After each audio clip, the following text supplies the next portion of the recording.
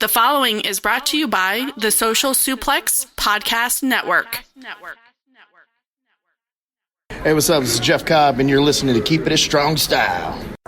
Yo, this is Rich Latta from One Nation Radio. This is brought to you by the Social Suplex Podcast Network. We present to you the Ace of Podcasts, Keeping It Strong Style.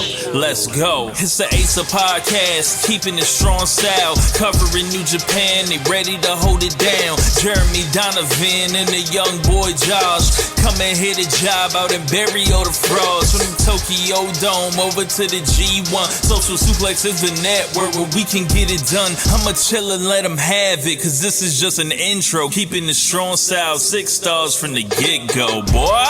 Yeah, from Tampa Bay to the Tokyo Dome, this is Keeping It Strong Style with your hosts, Jeremy Donovan and the young boy Joshua Smith. And thank you for listening. Welcome to Keeping It Strong Style, the ASA podcast on the Social Suplex Podcast Network. Jeremy Donovan here with the young boy Josh Smith.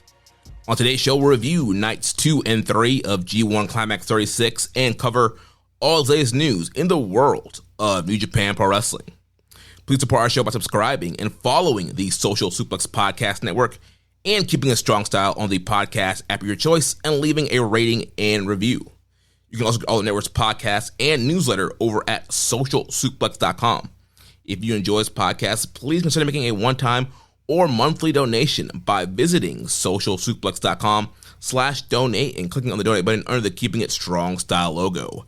And we are streaming live right now on patreon.com/KI Strong Style. If you want to watch our show live or listen without ads, sign up at patreon.com/KI Strong Style. Young boy, how you doing, man? I'm doing so well, Jeremy. I have just, as you know, I've gotten into the new house, right? Yeah. So with getting into the new house, I'm kind of doing some upgrades. And one of those upgrades, I don't know if you recall, it's been so many years since you and I even lived together. I mean, new listeners to the show probably don't even realize or know that we that we lived together for many years. And if you haven't listened to the archives, go back and listen to those. Let us get your download, kid. But if you recall, back in like 2020-ish, 2019, I think like 20. When did we stop living together? It was like 2021. Yeah, 21. Yeah. So I used to have dual monitors that were given to me by work when we went home from the pandemic, and they were square. Mm-hmm. And I've now learned that all of the modern monitors are rectangular. You know, it's like moving from like the I forget what the CRV or whatever they're called, like the old school video game TVs to like the more modern, you know, everything's in rectangle format. Yeah. So now I've got the 2 dual monitors, and it's like taking up this huge portion of my wall, and like it's kind of cool. Like it looks good, but I'm like trying to get used to the format. So like, even like with my new setup with doing the podcast, I'm trying to figure out like, which of these screens do I look at? How do I, you know, basically do this? Other people, this probably wouldn't even be that much of an adjustment. But for me, I'm like, what the fuck? Why are the screens rectangular? Been working from square screens for like a decade. Like, this is crazy. Are you going to pull like one of the WWE backstage and like look at the awkward angle at your monitor? Yeah, I'm watching. You guys can't actually tell unless you're here live on the chat, but basically the way I'm podcasting right now, I'm standing sideways looking at the monitor like this, like dude, and I got my hands on the front of my pelvis like I'm fucking Bret Hart in 1997. You know what I'm saying? Yeah.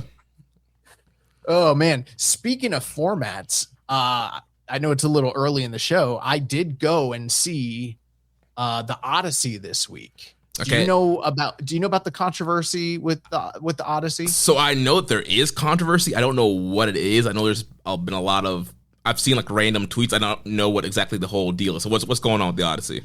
You know what? I shouldn't have started with, do you know about the with the controversy, because to me the controversy is not the controversy that other people are mad about is they're mad about people of color and LGBTQ, like people being, you know, involved in the project, and it's like, you know, a Greek Odyssey. But that's not what I was referring to at all. To me, that's not a controversy. The controversy for me is that they shot this movie. This is the first time ever that they have shot an entire film in IMAX. So like there have been a lot of movies like say Skyfall or The Dark Knight where like they'll shoot major action scenes with IMAX cameras. You know, Christopher Nolan, he's famous for this. Like most of his big movies, he shoots in IMAX. And, you know, to enjoy the movie the way it's intended to be seen, you typically need to go to an IMAX theater. But this movie is shot entirely in IMAX, and IMAX is a big square. But most modern movie theater screens, like if you go to see this movie in anything other than IMAX, you're going to be looking at it basically with like about a quarter of the movie fucking cut off at the top. I also want to say before we move on, I thought that the Odyssey was extremely mid. And well, what's the Letterboxd rating? I gave it a 3.5. Okay. But it's a 3+ hour long movie. Oh, so it's like a 3.5 match that went an hour long, essentially. Yeah. It's like giving a Broadway match, you know, 3.5 stars. It's like, you could have done that shit in 15 minutes and we could have all gone up. No, technically speaking, from a technical standpoint, the movie is beautiful. Shot amazing. Sound design's amazing. Acting's pretty good. But it's just soulless. It's just bells and whistles. It's a spot fest with no in between, you know, nothing that's going to get you invested. So it's an RLPW movie? It's not. An RLPW movie is like Mortal Kombat 2. Which I did not like. No, but did you see Gladiator 2? I don't think I did, no. Okay, Gladiator 2 is fucking funny because it's not very good. But you know how in all the old classic, like anytime they're doing like an epic from, you know, a historical epic, everybody puts on the weird fucking British accent, and you don't know why, because it's like it's not set in England, it's set in like if you watch Troy, Brad Pitt and Orlando I've Bloom, seen that, yeah. And Troy fucking rocks. Yeah, that's great. Troy is a much, much better movie than The Odyssey, by the way. But it doesn't make sense. But in Gladiator 2, it's fucking funny because everybody's doing that. They're all speaking with like the old English accent. And then there's Denzel Washington, and Denzel is just being fucking he's just literally being Denzel Washington in Greece for no reason. Like he's made no affectation to his voice. Like the gladiators are fighting. He's like, my man. All right. So that's what the Odyssey fucking is. They have literally, I think the biggest affront to me isn't the fact that they included trans people and people of color. I don't give a fuck about any of that. I think the thing that's most egregious is that there's no Greek people in the Greek epic whatsoever, right? Yeah. So everybody is just multicultural, but there's no Greek people. That's fine. But they don't even try to make it seem historical. Like the people will be talking, bro, and they're talking like you and me. Like Matt Damon's like, oh, Theoclus, what's up, man? I can't believe you want to smoke, Theoclus? Yeah, they're just like talking, and he's like, oh, you see that guy over there? His name is Mentor. They're just talking like in regular vernacular. I'm like, why is Odysseus talking like this? Doesn't make sense. It made sense when it was like the actually, did you see Oppenheimer? Yes, I did, yeah. So like Oppenheimer, they didn't like try to make it super historical, but even in that one, they were like, you know, they were like talking somewhat to the time. Yeah. In this movie, it's not. It's the worst. And I love Christopher Nolan movies. Almost everything he's ever made, except for Tenet. I don't like Tenet, but this one, 3.5. Yeah. But don't go, you got to see it in IMAX. If you don't see it in IMAX, you're going to miss a quarter of the fucking screen. So, well, that means I'm probably not seeing it. I don't even know when was the last time I've been to a movie theater. Oh man. So I see you got my dog Jones, and he's not making too much noise tonight. That's right. Big Jones is joining us. He's chilling right now. Hopefully he'll stay that way for the majority of the show. How's he been enjoying the grade 1 climax? He's got a lot of hot ratings, takes, and opinions. You know, we're getting up early and making our notes. Yo, I forgot to tell you this last week. So, I was recounting everything that kind of occurred when I was in Chicago. Not gonna say any names or anything there, but obviously we spent time with Samson and his family. I'd just like to say, Jeremy, I'm very proud of myself because Chris's daughter, who's like, I don't know, I think she's probably like 2-ish. We got there super, it's a lot. You got like 30 strangers in the 30 house. marks coming at you. 30 fucking marks in the house, And but like, I don't know, a lot of people probably don't know this. I fucking love kids. Like I'm like with all of my nieces and nephews, I'm the favorite. Jones. He don't like us talking about other kids other than him. He likes it when we're putting him over. Start talking about anybody else, and he's gonna get grumpy. Yeah.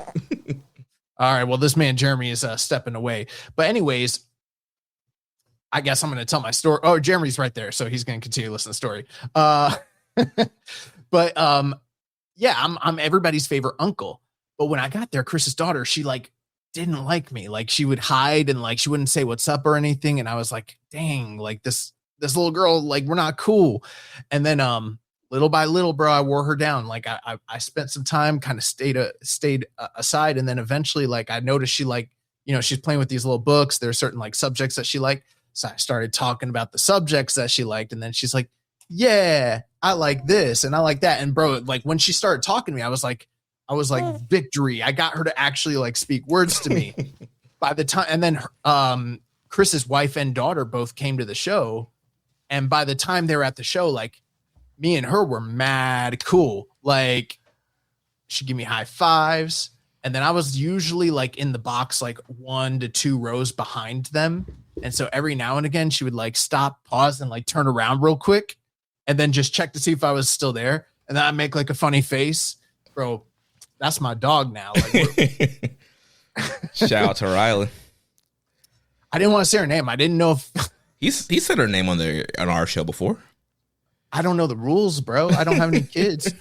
But I will say this. The reason I was proud of this is because the only, aside from Samsa, the only other, dude that was at the gathering that she liked was Craich.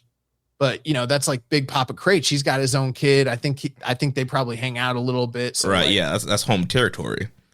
Yeah. Yeah. He was. Yeah, exactly. Homegrown. So, yeah, I was proud of myself that I won over, Samson's daughter. We're cool now. We're like this. Yeah. We got to get you to meet Big Jones pretty soon here. Bro, I got to get out there. It's literally been like one of the craziest times in my life. Like, nobody tells you. I got to be quiet about this one.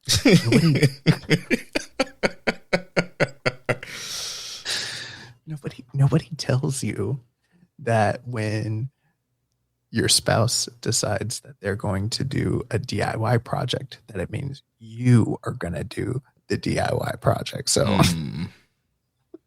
and I'm not good at that shit. So. Yeah, that's why I either have my father-in-law help or I live the Joe Landa lifestyle and hire a guy. You hire a guy. Yeah, I've been working on these cabinets, and I'm like, man, would the $100 to $200 extra to get finished cabinets have potentially just but oh man, you do what you got to do. But yeah, it's been a crazy time. I'd like to get out there. I guess we should probably talk some wrestling. Yeah. Well, one thing we gotta do is the June Wrestler of the Month and Match of the Month. So I've been holding off on this until you came back. You sent that to me, and then I I saw it and then I said nah because I was being funny, and then I actually forgot that we were supposed to talk about it.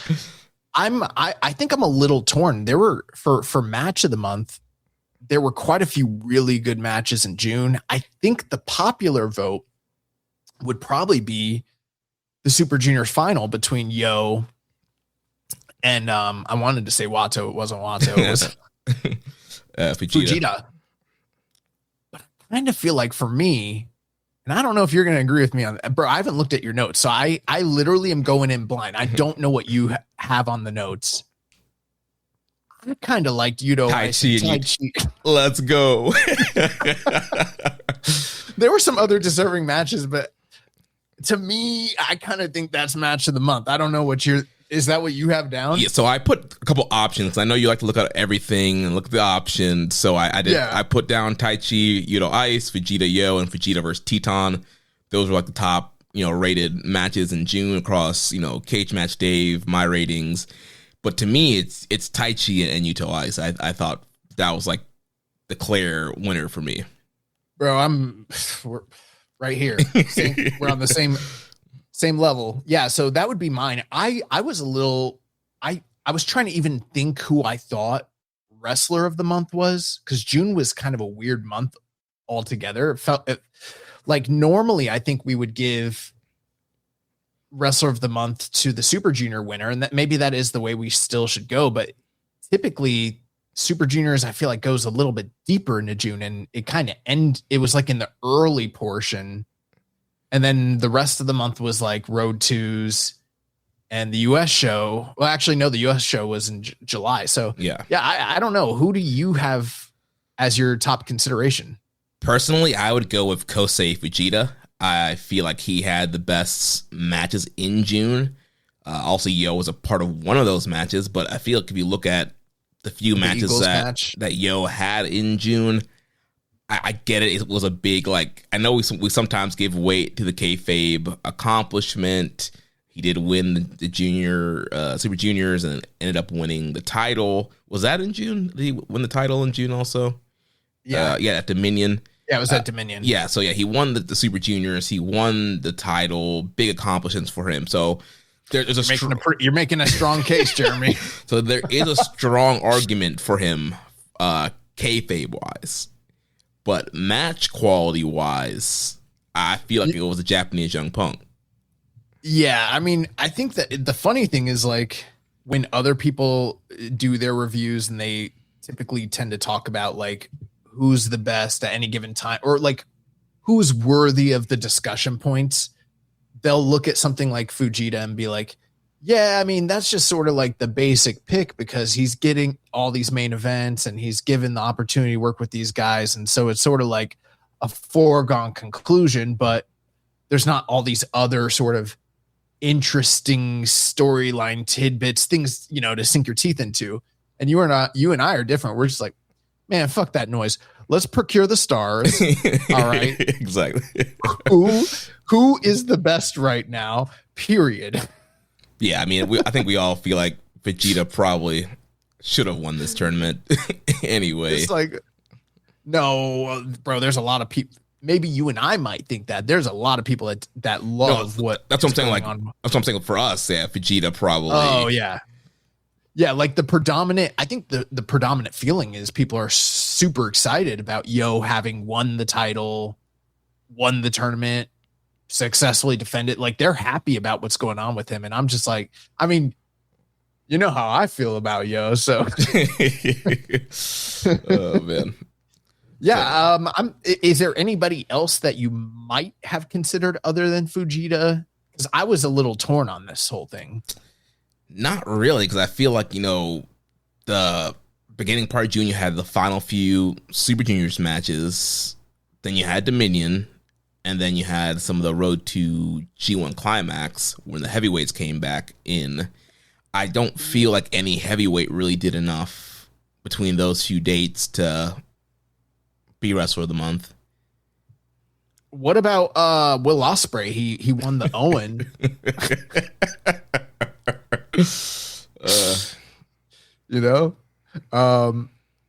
Shota Umino did win his first title and did successfully defend in a pretty great match against Pac. Yeah. So there's that. Suji. Okan Hanare won their first tag titles. I guess won them back or whatever. Yeah, they didn't do enough. Yeah. This was not the busiest month. I mean, yeah, it was like broken up by, you had Super Juniors, then it was broken up by all this other random shit before we get to G1. So yeah, I'm cool with that. Kosei Fujita. And I don't think, I'd have to look at the records, but I feel like many of the times he's won this typically have been as part of Sweet Boys. Yeah, I can't with Eagles. I don't know that he's won this on his own, and if he has, it hasn't been too often. Yeah. So shout out to the Japanese Young Punk, Kosei Fujita, our June Wrestler of the Month. Shout out to our what's the word when somebody isn't actively doing what they're supposed to be doing? Our social media manager in recess, Emily. Typically, she would go ahead and take the winners of these awards and then post them publicly and everything like that. But shout out to Emily. She is on a vacation. I think she's in Japan right now. So me and Jeremy are kind of left to our own. I haven't touched it's been 20 days. I haven't touched the social media. I don't know if you're doing anything. Yeah, I mean, I'm getting the show out there. I've been doing some retweets. I haven't done any original content, but I will try to get the June awards here posted. All right. Well, next thing we got to talk about, you mentioned Shota Umino. Well, the Roughneck, he ended up suffering a concussion at the Chicago show. And we had the announcement from New Japan saying on July 11th, during his match with Zack Sabre Jr. in Chicago, Shota Umino displayed symptoms of a concussion. After careful consultation, the decision has been made by medical staff to remove Umino from the remainder of G1 Climax 36. Each of Umino's remaining tournament matches will be deemed forfeits, with scheduled opponents receiving 2 points by default. Further changes will be made to forthcoming cards as a result of Umino's withdrawal. Announcements will be made when cards have been determined. We apologize to fans who are looking forward to seeing Umino wrestle and appreciate your understanding. New Japan Pro Wrestling fans join in wishing Umino a speedy, full recovery. They seem to miss the apology for everybody that picked Umino to win in the G1 pick'ems and ended up blowing up probably majority of the brackets after one day of tournament. Yeah, they've come out now with it's not new. They've been doing it for a while now, but they used to have the black and white logo and they got rid of that. It just says like it's a announcement and it's silver. But almost anytime you see that, now we're learning that the silver announcement thing is basically the same thing. Like it's like shit, this is gonna be bad, whatever this is. Right. But this was deserving of them dusting off the old black and white, New Japan logo to let everybody know, like, yo, your bracket is busted. All right. Oh man. Yeah, I'm wondering how many people hit Chris up that day and was like, can I redo my bracket? Yeah, I was not one of them. I did not do a bracket this year. Well, lucky you. Yeah, lucky me. Oh man. So yeah, what do you think about Umino being out? That was even before the contest and brackets, you were pretty confident Umino was winning this thing. I never said Shota Umino was winning the G1. What are you talking about, bro? If I had time, I would pause this and splice in every week where you're like, Umino's winning the G1. Oh, bro, they just turned off the CERN. Do you know about CERN? No. It's like this. It's literally like one of the largest machines that man has ever created, and it splits atom particles. And they say that it's fucking up timelines. Like, you ever heard of the Mandela effect? Yeah. They say that the Mandela effect is caused by CERN. Like when they're splitting the atoms, they're changing the fabric of reality. I don't know what the fuck you're referring to. Okay. If you try and go back and pull any, basically what I'm saying here is I don't care if you pull anything that says that I supported Umino. that's not the reality that I'm living in. Living in. I never said those things. No, I will say this though. I was heavily supportive of Shota Umino, but once he won the title, I didn't really change. Like that basically blew up my entire concept of him potentially being the guy. And then I know for a lot of people, once Gabe beat him for the title, they were like, oh, that opens the door back up to him being the winner. And to me, I never jumped on that bandwagon. Like I didn't revert back because it didn't make a lot of sense for me. Mainly because I think, and this is something that you and Chris alluded to, I might've mentioned it last week, but it was the big talk when we were in Chicago. And it's something that I was saying quite a bit. And I know that Chris kind of feels this way, is just that I think there was too much on Shota Umino's plate at one time to really make it make sense from a time constraint for him to be the G1 winner. And what I mean by that is like he had, he won the white belt. I'm guessing he's going to probably try and go back for the white belt. He had this thing going on with Gabe Kidd, but then he also had this other stuff going on with the Death Riders leading to a potential Mox match. If you've got those 2 to, 3 objectives or programs going on, and you want to throw in, all right, he's going to win the G1 and then trying to wrap that into his storyline, it just doesn't make a lot of sense to me. You know what I mean? Yeah. So I understand why people might have thought he was going to win, and who knows, maybe he was. I don't know anything, so I'm not saying that he wasn't going to win. But if I had to predict, the moment that he won that title Dominion, I stopped believing he was going to win the G1, regardless of the fact that he dropped the title in his second defense. Yeah, I don't know. To me, I guess of all the names in the B block, I don't know. I felt like he was the strongest, and I know that the winner could potentially come from A block, but traditionally, I feel like the challenger usually comes from the opposite block if you want a fresh matchup. And to me, I feel like he made the most sense. But yeah, the whole global title thing definitely threw a wrench in things, and obviously he's in the same block as Gabe, so you got to imagine that he would have beaten Gabe and gotten a claim to get a rematch. So then you would have that in the air. Then you mentioned him and Moxley at the face-off at Forbidden Door. That's maybe Tokyo Dome-ish or some big show coming up potentially. So yeah, there was a lot going on there, but I guess didn't have enough time to think through who else really from B block or anybody else. I mean, I guess you can go for anybody. There's a lot of good names here, but I don't know. It just kind of felt like it was his time. But yeah, the global stuff did kind of throw stuff in a wrench.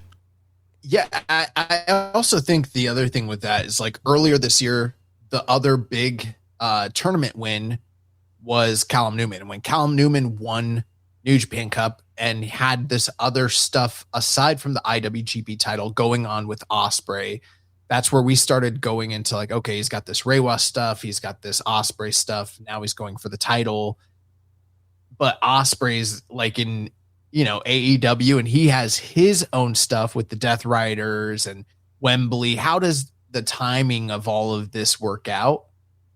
And you could kind of apply something similar, but I feel like with that situation going back to like March, April, you had way more time between that and January to make whatever it was they were going to do with UE and Callum and Ospreay and the title work out.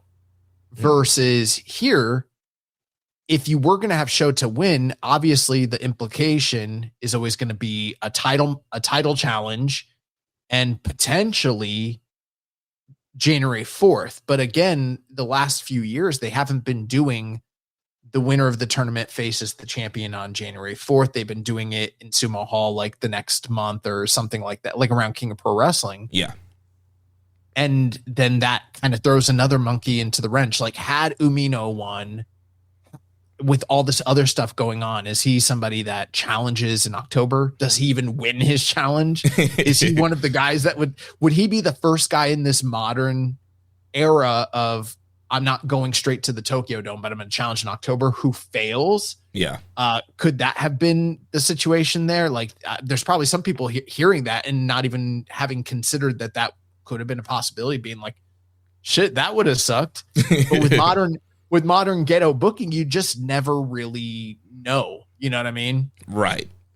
So yeah, there's so many things, so many factors at play there. And then also, Tsuji is Mr. Tradition. Let's keep it the way things were. So maybe that would have pushed the match to the Dome. But yeah, we just don't really know. I think for me, and this is bringing up old complaints, they should have never put that white belt on him in a triple threat match at Dominion in the first place. But I mean, Drilla should have won.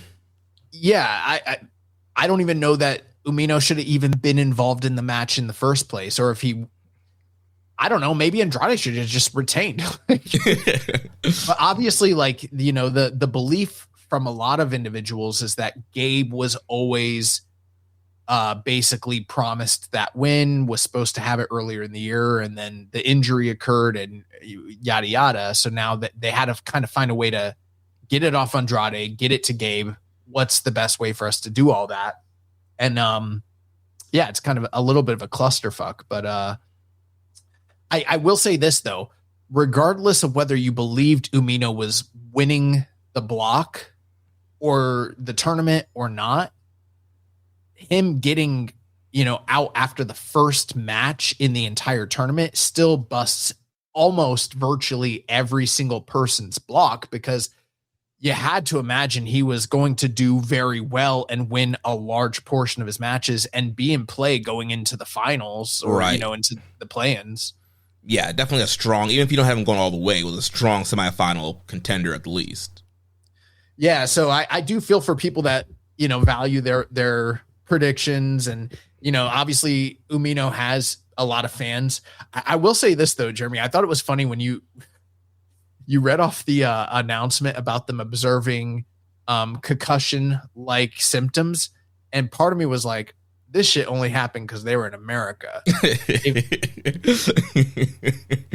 Because in America, we follow a concussion protocol. There's state athletic commissions. They force you to provide them with the necessary medical. Yeah. In Japan, they would have been like, "Oh, you see him? Things are blurry. All right, well, let's take you to the back. Let's have you lay down. We're gonna put this hot cloth on your head. Hey, eat some of this chanko. Drink some tea. We'll see how you feel. Get on the bus. We'll see how you feel when we make it to the next town. Shake it off. We got Sapporo. You'll be straight. We got trainers. You'll be good. We sold a lot of tickets. You're towards the top of the card. Like, we got to figure this shit out." Oh, man. But it was in Chicago, and the doctors were like, absolutely not. This guy's got a concussion. Like, how you know? Yeah.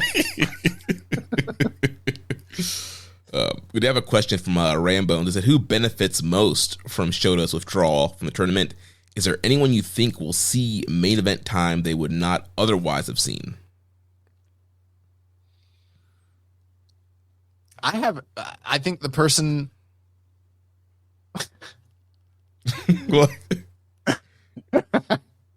I almost said something funny, but I'm not going to say it. The person that probably benefits the most in a certain sense, maybe in a certain sense they don't, but you got to imagine it's Gabe Kidd, because Gabe was probably going to lose. Like, of anybody that's in the block, he's the one person that you're like, they're in a program. It's probably going to lose to set up the rematch. And then whatever happens after that, maybe he drops the belt back to Umino. Free points, It's not the same situation. It's like, look at Wolf. Wolf just on this third night, that was like a big, like, oh my gosh, this is styles contrast. It's gonna be a great learning opportunity. Like, that hurts Aaron Wolf. Gabe Kidd, we seen Gabe kick this dude's ass a bunch of times. Like, he's fucked him up a million times, and now he was gonna have to do a JOB. I think probably helps him more than anybody else. Yeah. I potentially think it could help out Yuya Uemura. Also, with one less Reiwa guy now on that block, again, we don't know if Umino was positioned to win, but I feel like Uemura is the other favorite, and if plans need to change and your goal is to get a Reiwa guy over, a domestic Reiwa guy over, I feel like he's probably the best candidate from that block. Yeah, I went to just a little while ago. I went to Sport of Pro Wrestling to see, do they show like what the percentage of who's voted for who? And I don't think so. I don't think that's on there yet. Yeah, and so that was something I felt like maybe I thought was there, but maybe it's not. So, but I feel like without knowing for a fact, I feel like you said, Uemura was many people's other favorite, probably potentially like the number 2 guy. Actually, I don't even know. Like he might be number 1. Who knows? Yeah. But yeah, you have to imagine for his supporters, this bolsters his case quite a bit to be the G1 winner. Mm-hmm. So Umino's out. Everybody gets 2 points that were scheduled to face him, and one less match for them, except Zack Sabre Jr., who's still got his full schedule ahead of him, but did end up beating Umino, so he got his 2 points anyway. Yeah, I can't wait till. I mean, maybe it benefits Zack. Yeah, as far as Rambo's question about who will get more main event time, I mean, I feel like Zack was probably in a lot of semi-main events on nights Umino was main eventing, so he's probably... Well, not even just that, but think about like the kayfabe implications. Like when Umino gets back, Zack is a guy who like was pushed to the forefront for like the last 2 years and has slowly started to kind of take a little bit of a I don't want to say de-push, but a back seat. He's kind of been put on the back burner. Doesn't have anything of substance currently to really point to. Mm-hmm. But he's got a ready-made program when this dude gets back. He's like, yo, remember that time I fucked you up in Chicago? Yeah. Oh, you got that white belt? Run it. Yeah, could have set him up for a Tokyo match. Maybe. Yeah. Well, let's get into night 2 and night 3. So night 2, this was a double shot for both nights in Hokkaido Prefectural Sports Center. So night 2 was Saturday, July 18th, reported attendance of 2,555. We did have some undercards here. I'll just run through that and we'll get to the tournament matches. So we did have Aaron Wolf and Tatsuya Matsumoto defeating Taisei Nakahara and Toru Yano. Then we had Dick Togo and Ren Narita defeating Callum Newman and Zane J. And then Hartley Jackson and Zack Sabre Jr. defeated Masatori Yasuda and Yuya Uemura. And then we got into the first match of the night, which is from the B block, which was trying to catch up from this match not being on Chicago. We had Drilla Maloney defeating Gabe Kidd in 15 minutes and 46 seconds. I really, really thought that this was a great match. Sometimes people are ripping their hair out when we mention how often we might utilize something like cage match as sort of like a reference tool. But I do think it's helpful to understand, kind of what a segment of the fan base are thinking. And I saw fairly low scores for this match, which didn't resonate with the feelings I had about this. I thought that there was a lot of intrigue just kind of surrounding like, obviously the stuff with the white belt, the stuff with the War Dogs and the history between them. And then I was sort of of course it's the G1, and when it's the G1, all bets are off, but I was sort of anticipating Gabe to walk away with the victory here. So to kind of see Drilla pick up a quasi upset, and in fact, who's to say that this might not also be a benefit based off the fact of what happened with Umino? They have to work out some of the point totals a little bit different. You have to imagine Gabe was going to probably lose that match. And now you got this other guy who was also in the white belt picture just recently. He got over in that match in the 3 ways, been picking up momentum for a while. And him picking up the win here over Gabe, I think that's somewhat substantial. The only worry I have here is when they run this back, but it's on Collision, Yeah, definitely a possibility. Yeah, I thought the match was very good. The one detraction that I have for the match is something we've mentioned in the past with some of Gabe Kidd's matches, especially when he's heel, is, you know, the whole like brawling on the outside. I feel like it's a crutch that he relies on at times, which also there is a personal issue here. It was heated. It did lead to them, you know, blading and busting open, and it was kind of a more of a personal kind of thing. However, I do feel like a lot of Gabe's matches rely on the outside brawling. I'm a madman. We got to fight all over the arena, which is fine, but I feel like he's so talented in the ring, and I feel like that's almost kind of a New Japan thing in general. There is a lot of kind of brawling on the outside, where I feel like more action should be focused in the ring, especially with Gabe Kidd. I feel like he's super talented. Like, I feel like you could have had just as a compelling match if it wasn't so much outside the ring, and then the refs not even counting. You know, they're using weapons. It's like, where, you know, what's going on here? Yeah, we've talked about this in the past about how inconsistent the officiating is when it comes to implementing the rules. And I understand it is the G1 and there is, you know, ref discretion. There's referee discretion, but there's referee discretion, and then there's ECW in 1995 referees, right, WCW Thunder in 2000 referees discretion, where they basically anything on the outside that occurs just is allowed to occur, and they wait 4 minutes before they even start counting for a count. Although that shit didn't apply on some of those undercard matches, you know, they started counting real quick. So yeah. The other thing though is I do think it's interesting because, like you mentioned, in the past, Gabe has been overly reliant on this, and I'm not saying that he hasn't done it in you know, a good amount of his matches, but I felt like at a certain point, once he started to kind of take on a little bit more of like the singles pushed role in New Japan, they would do a bit of this, but it wasn't like an over reliance. What this is kind of reminding me more of, remember his first G1, and it was in 2023 where he was taking losses. And because he was taking all those losses, he kind of needed to find a way to stand out as a Reiwa guy and get over. Yeah. And so basically the persona of just brawling all over the crowd every single night was his way of standing out.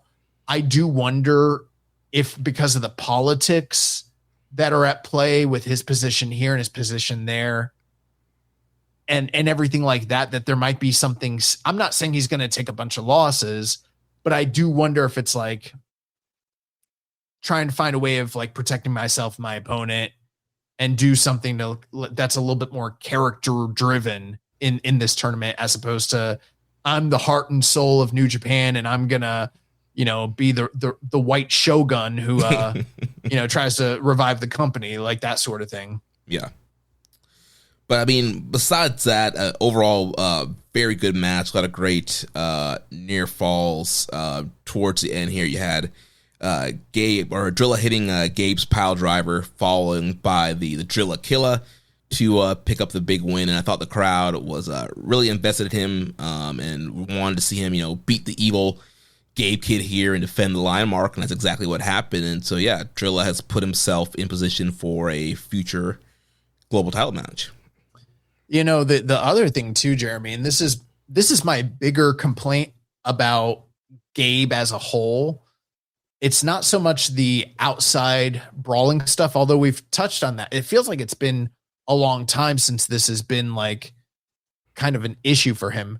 For me, it's more the community theater talking throughout the match. It wasn't too bad here, but that combined with the overabundance of finishers or quasi finishers to close out his matches. And they started to kind of broach that territory here, but it really became more apparent the following evening during the Oscar match. Yeah. So I think that's something I also want to kind of keep my eyes on, is like, is this going to be something like the overabundance of like Dr. Bomb, pile driver, hooked pile driver, you know, like Oni, the Oni, like just over like spamming this shit. And that was something he was definitely getting a little bit too much into during his like last tenure with the company. Yeah. Look at Ziggy slithering like a snake. Big Zig. Fucking fool. Like a fucking fool. We have a couple questions. Les Commission says, as annoying and confusing as Gabe can be, I'm really digging his G1 run with the whole disrespecting the global title and the story to now be which Japanese guy is going to beat him in the tournament if they can. What say you? I don't know, man. Like, there's a part of me that's like, yeah, it fits the persona of what he's trying to do, but there's also this part of me that's like, kind of feels like he's ripping off Naito. Like, yeah, like it wasn't that long ago. Like that was Naito's stick. Bro, actually, if you think about it, it was 10 years ago. Oh yeah, I guess. Man, it was a decade ago, bro. Yeah. I was living in New Jersey. Like, literally, like, we're like, it's been like 10 years and 2 months since, or 3 months since he did that shit. Nonetheless, because it's this company and because it's something that Naito was doing to, and is so known for, it sort of feels like it'd be like this. You wait 15 years for Hulk Hogan to leave WWF and it's 2003, but you start ripping off the fucking shirt.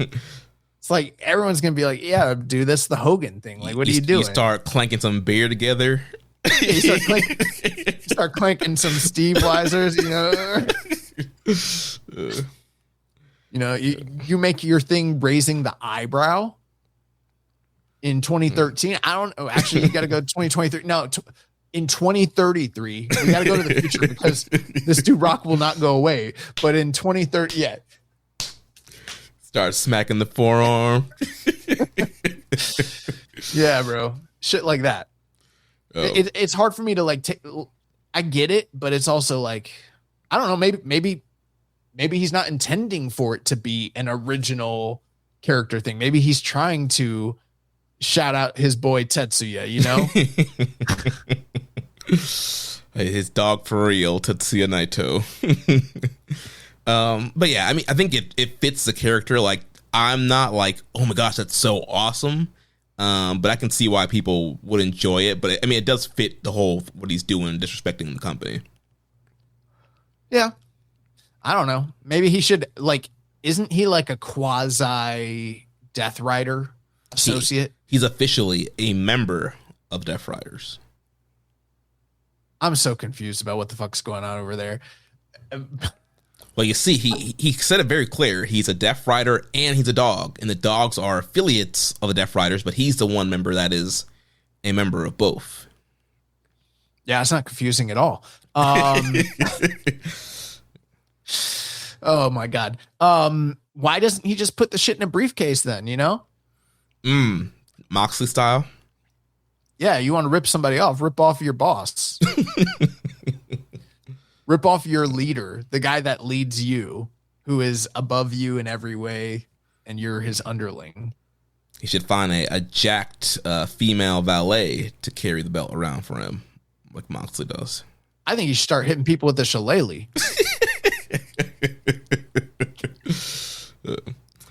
We also had a question from Boston Crab Rangoon. Did it feel like Drilla defeating Gabe was recovery booking, assuming Gabe was supposed to lose to Umino instead of winning by forfeit? I feel like you rarely see a babyface get that big of a victory over a new champion that early in the tournament.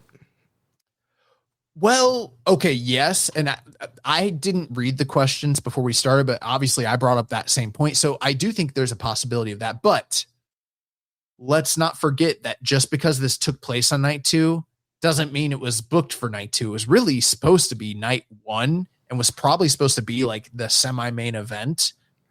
And night 1 usually has a lot of upsets like that. So I don't think that would have been unexpected or anything like that. Yeah, on my bracket, I had Drilla beating Gabe because figuring just how fresh Drilla was in this global title picture. And he was not the one that ate the pin in that 3-way. Like, Umino pinned Andrade, which kind of left things open for Drilla. And he kind of was, odd man out once Gabe attacked Umino at Dominion. So to me, it's clear that they want him in that global mix. So that, to me, was an easy fall defense Drilla versus Gabe, destruction wherever you want to do it. Like that made a lot of sense to me. Jeremy, I'm going to do two things here. One, I'm going to walk downstairs because I'm a homeowner now and I have to walk to the first floor of my house. Okay. Thanks everybody for the Patreon money. And then I'm doing three things. Number two, I'm going to take this bottle. I'm going to throw it in the green bin. You know why? Because I recycle now because I'm a fucking homeowner. Number three, I'm going to get another water because I've been working all day and I'm a fucking homeowner. So, yeah. Swig of water for the working man. Yeah. All right. Well, grab your water. I'll move on to the next match. So, now, the remaining of matches of the evening are A-block matches. So we had the Great Okan defeating Sonata by countout 11 minutes and 10 seconds. So two of probably my least favorite guys in the A-block here. But I will say that I feel like, I don't know what it is. I feel like Sonata is giving a little bit more effort than he has previously in the House of Torture. So that's been good to see. Okan, I don't know. I'm kind of a little bit out on Great Okan right now. I don't know. It's just like I was a huge fan of the guy as a young lion and was hoping and waiting for his big breakout moment, coming back from Excursion and being part of United Empire. But I don't know. It's just, he's just kind of more of a meandering kind of guy. It's more about his facial expressions and kind of his quote-unquote aura than it is about him actually having great matches. And, of course, here, lots of shenanigans with chair shots on the outside. And, again, this is kind of back to what we were talking about earlier with, Gabe and Drilla brawling out. Is what point do we get to before, people start getting disqualified or rules are being enforced? And I'm not saying that, we need to have a bunch of disqualifications in this thing, but I think there needs to be some more enforcement here and making the referees look dumb here. But yeah, you had a lot of brawling in this match. Okan using the chair, Sonata removing the corner pad, kind of pulling some Yano action there, getting Okan tied up in the Paradise Lock. Then going on towards the end of the match, he had the Shining Wizard for a near fall. And then Okan rolls to the floor, grabbed a chair, swung and missed, and then he ended up hitting the Tenzan Tombstone driver on the outside while the referee was counting, and he got in before the count of 20 and got the count-out victory. Yeah, so, I mean, this is a tale of two guys that I don't necessarily want to see wrestle in this tournament. All the same, one of them is trying their fucking ass off and the other one is just phoning it in. And I think, Jeremy, you could probably tell exactly who is who when I say that. Yeah, well, I said while you were getting water, I feel like Sonata's actually been trying. And Okan's just kind of been meandering around. It's all about his facial expressions, his quote unquote, presence and aura than actually having compelling matches. Yeah, the DVD VR motherfuckers are probably in love with Great Okan. They're like, he gets it. It's the small stuff in between. He knows how to work a fucking crowd. Okay. Yeah. It's not about taking bumps, not about doing spots. This guy fucking gets it. But I don't know. Give me the dude who's doing the moonsaults and the Shining Wizards and shit like that, Yeah. So we got a count-out victory, which seems pretty rare that you have one of these in the G1, but I think... Hey, we need more of those. I think it's good to establish, that they can happen. It helps the near count-outs happen when one actually does happen. I prefer it the other way. I prefer a majority of the matches to end this way so that when the pinfalls happen, they're special. Like in the 1980s, you know what I'm saying? Oh my gosh, no. So Okan, he picks up 2 points. I don't really have much else on this matchup. They should. The only thing I have other than that is number one, we had Oscar on the call. Oh yeah, yeah. And Oscar was so into Sonata's gear that day. Yeah. The other thing too is Sonata should have been given these points. Like I talked last week about how like it's become pretty apparent that in this phase of his career, this is like a steep Dan Coffin with Sonata versus Great Okan, the New Japan version of Seth versus Roman coming up at SummerSlam. I don't know, bro. I don't watch what's going on with Seth and Roman. I don't know. Big match at SummerSlam. But what's I don't even get the comparison point. Well, maybe Sonata wears the outlandish clothes and is trying. I feel like Rollins tries. I don't know. I feel like Roman does community theater and kind of meanders around. It's all about the aura, not the match quality. Maybe. I haven't watched WWE, and I'm not even saying this as like a hipsterish sort of thing, because the reality is for the longest time I did watch not WWE, but I would watch the PLEs.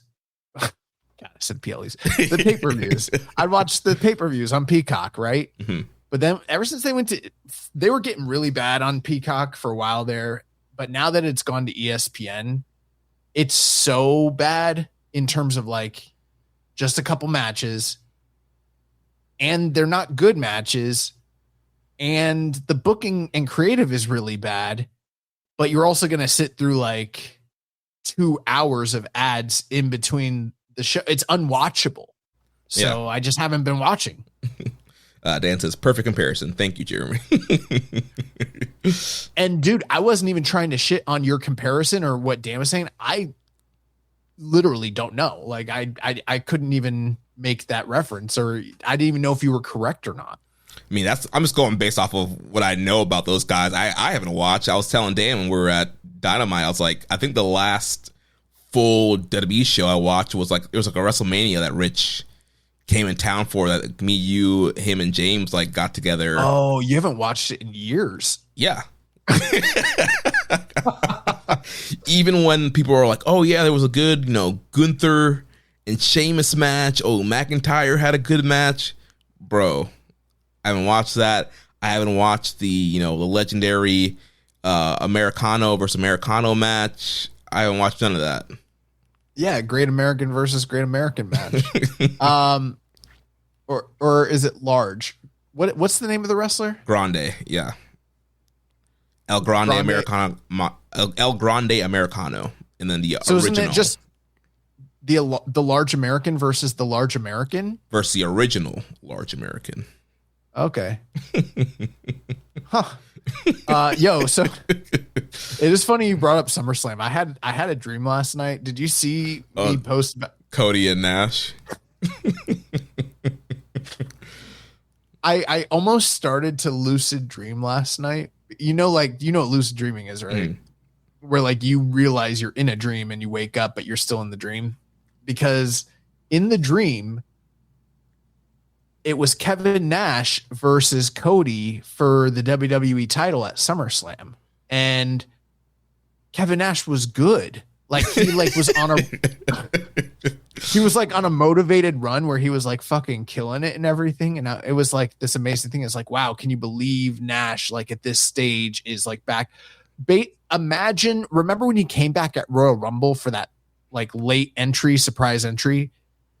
Imagine that version of Kevin Nash versus Cody, but like he's been on a run in WWE and everyone's like, I can't believe this. Like, Nash is fucking killing it. And then in the dream, I was like, yeah, that's kind of crazy. Cause I was thinking like what year was it with him and Punk? Was that 2010?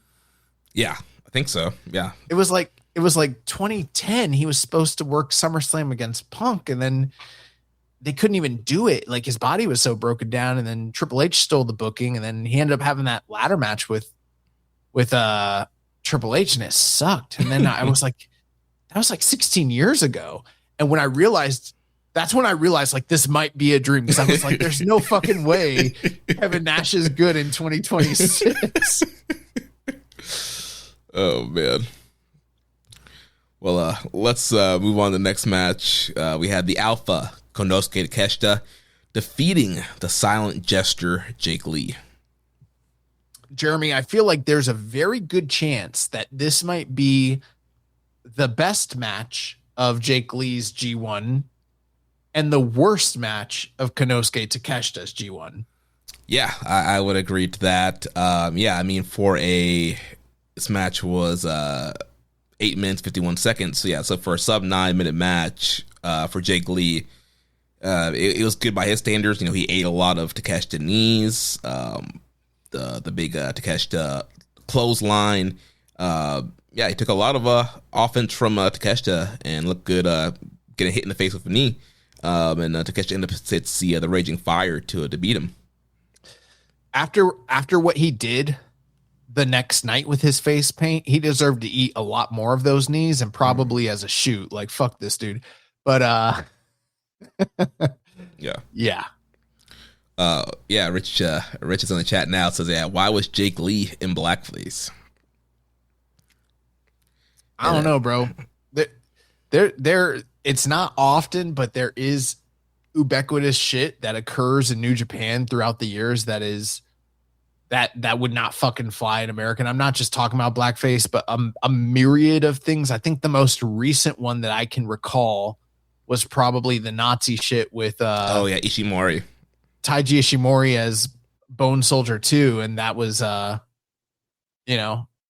not even like the first or only time that Nazi shit. There's been, for some reason, lots of Nazi shit in New Japan over the years. And there's been lots of racist shit towards African Americans in New Japan. I don't know. Yeah, I don't even know if they see it as blackface. I'm not trying to even. I'm not saying that like to make excuses or anything. They probably do, but it's just like, I don't know. It is Japan. There is a lot of racism in that country, like legitimately. Yeah, and we had similar questions from Les Commission and Secret Jacket 3271 asking our thoughts about that. And so, it's just one of those things where it's like, stuff like this happens, but like, in Japan, it doesn't nobody probably even blinked twice. They're probably just like, look at that Jake Lee guy. And I don't know. Rich said Takeshita was offended for me and need him in advance. Woke Takeshita. Taka, he picks up the 2 points here. And then we get to the next matchup here. We had Bolton Oleg defeating Yuto Ice by ref's decision, 15-01. This man Oleg turned into 2002 Brock Lesnar, hit the triple power bombs, and the ref called it off, saying Yuto Ice was knocked out. Yeah, bro. He got tapped out with a signature hold in Chicago. Like, not a finisher, not even like a quasi finisher, a signature hold. This man fucking tapped out. That sent him into a rage. He did some soul searching. Rich, since you're here, this man went into a Rocky montage where he's like riding on the subway. If you've ever seen Bloodsport, shit like that, where it's like he's hearing like hearts on fire and shit. He's seeing his enemy's face. He's probably seeing Oiwa's face like in the mirrors, and shit like that. And he's waking up in a cold sweat and he's training. He's taking the steroids. He's injecting the shit. He's drinking, the unpasteurized fucking milk, whatever it is they do in Kazakhstan. And this man was in a rage. And when he saw Yuto Ice, he didn't see fucking Yuto Ice. He saw a blonde mullet and orange trunks and white boots. He saw Oiwa and he says, I hope we all together go experience. I play Rocky. That trailer looks like trash, dude. But yeah, like he saw the fucking enemy that beat him in Chicago, was like, fuck this dude. And he just kept power bombing. Yeah. I mean, he did do some training with Josh Barnett before this match also. Well, that made all the difference, because Josh Barnett is one of the best professional wrestlers of this and any generation. Taught that man how to shoot. The nice thing too is, like, 2 years ago, he said he was taking him under his wing and he was going to mentor him. And then this is the first time we've heard anything about them interacting together ever again. Plus, he wouldn't put over Oleg when they had their exhibition, whatever the fuck that match was, which is probably like, Oleg put over Oiwa, came back to Japan, and Barnett was like, what the fuck did you do? Why did you job, dude? Let me teach you the power bomb. Because he probably didn't know the power bomb before Josh Barnett taught it to him a couple of, this past week. He didn't know how to knock somebody out with it. So. Oh, he hadn't perfected it. Right. Yeah. Right. So Barnett showed him the right angle to get the knockout. Like, I don't know which wrestling games do this, but when you have like the wrestling games where it's like you learn a move, but there's like the level 1 and then you gotta power the move up. Yeah, power the move up. He finally powered up to like level 3 where it's like it shows that you can sustain like a KO. It's like the old Aki games. You hit him with a critical and then they like try to get up like you hit him with that fucking critical, dude. He hit him with such a good critical that I saw people talking about it like, bro, I don't know if that was planned or not. Like they thought like they were worried. They weren't glad that Oleg got the win. They had sympathy for their favorite Yuto Ice that he wouldn't be able to compete in the rest of the G1. Like they've already been hurt about Umino. Shooter being out, and they're like, oh God, if Ice is out, like I don't know what I'm gonna do with myself. Yeah, what did you think about the rest of the matchup? I thought the matchup was great. And honestly, these are two of the guys that I'm most looking forward to seeing how they interact with everybody else. And I believe, was this a first-time matchup between them? Or I believe so, yeah. They might have had Lions matches in the past, but that's a whole different animal at this point. And I wasn't entirely sure how they were going to like match up with one another, but the beautiful thing with Yuto Ice is like, he just makes everybody fucking fight him. And, right. Yeah. And I feel like for Oleg, that's where he excels the most. We've seen him do a variety of different things. And yes, he can mat wrestle he can chain and all that. And he can grapple. Yeah, he can do the big power move shit, like the match with Hanare and all that. But the matches where the guys make him fight him, namely you think about like Takeshita, and now you think about Yuto Ice, that's kind of where, like, that's the sweet spot with him, where he can kind of pepper in the aggression between the hard strikes and, like he's a tailor-made never guy who doesn't always wrestle like a never guy. Yeah. And Yuto Ice has no illusions about who he is. He knows exactly what the fuck he's going to do out there.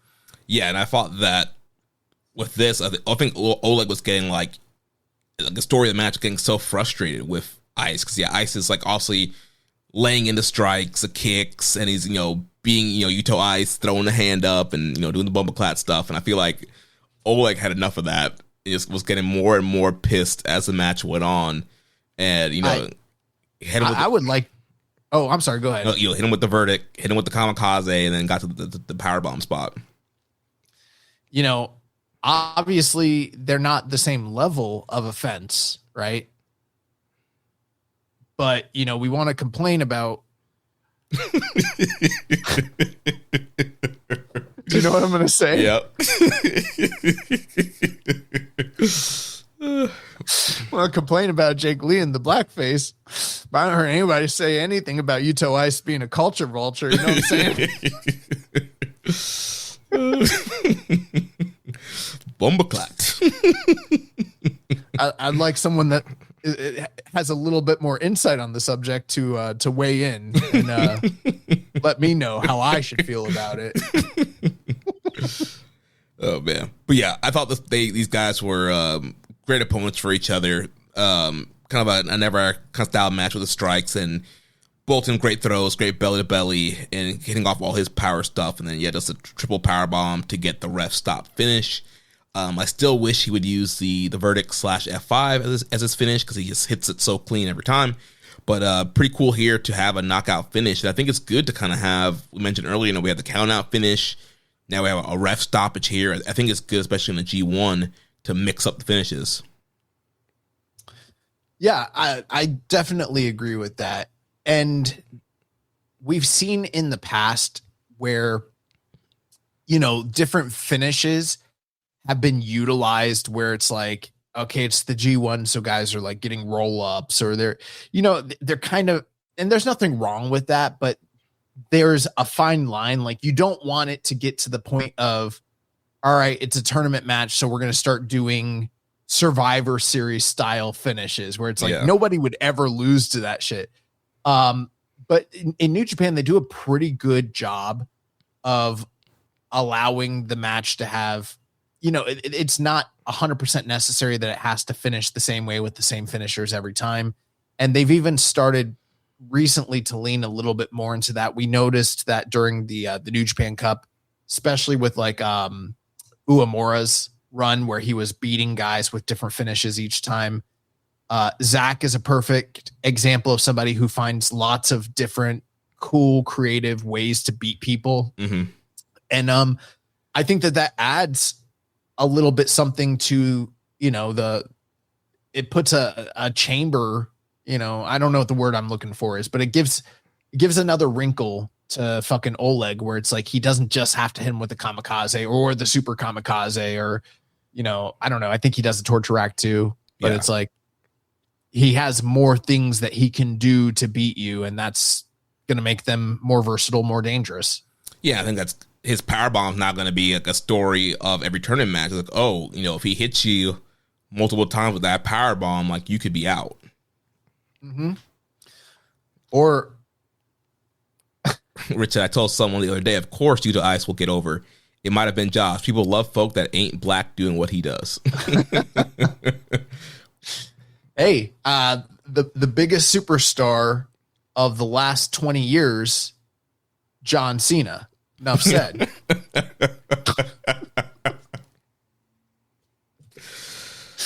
Oh, man.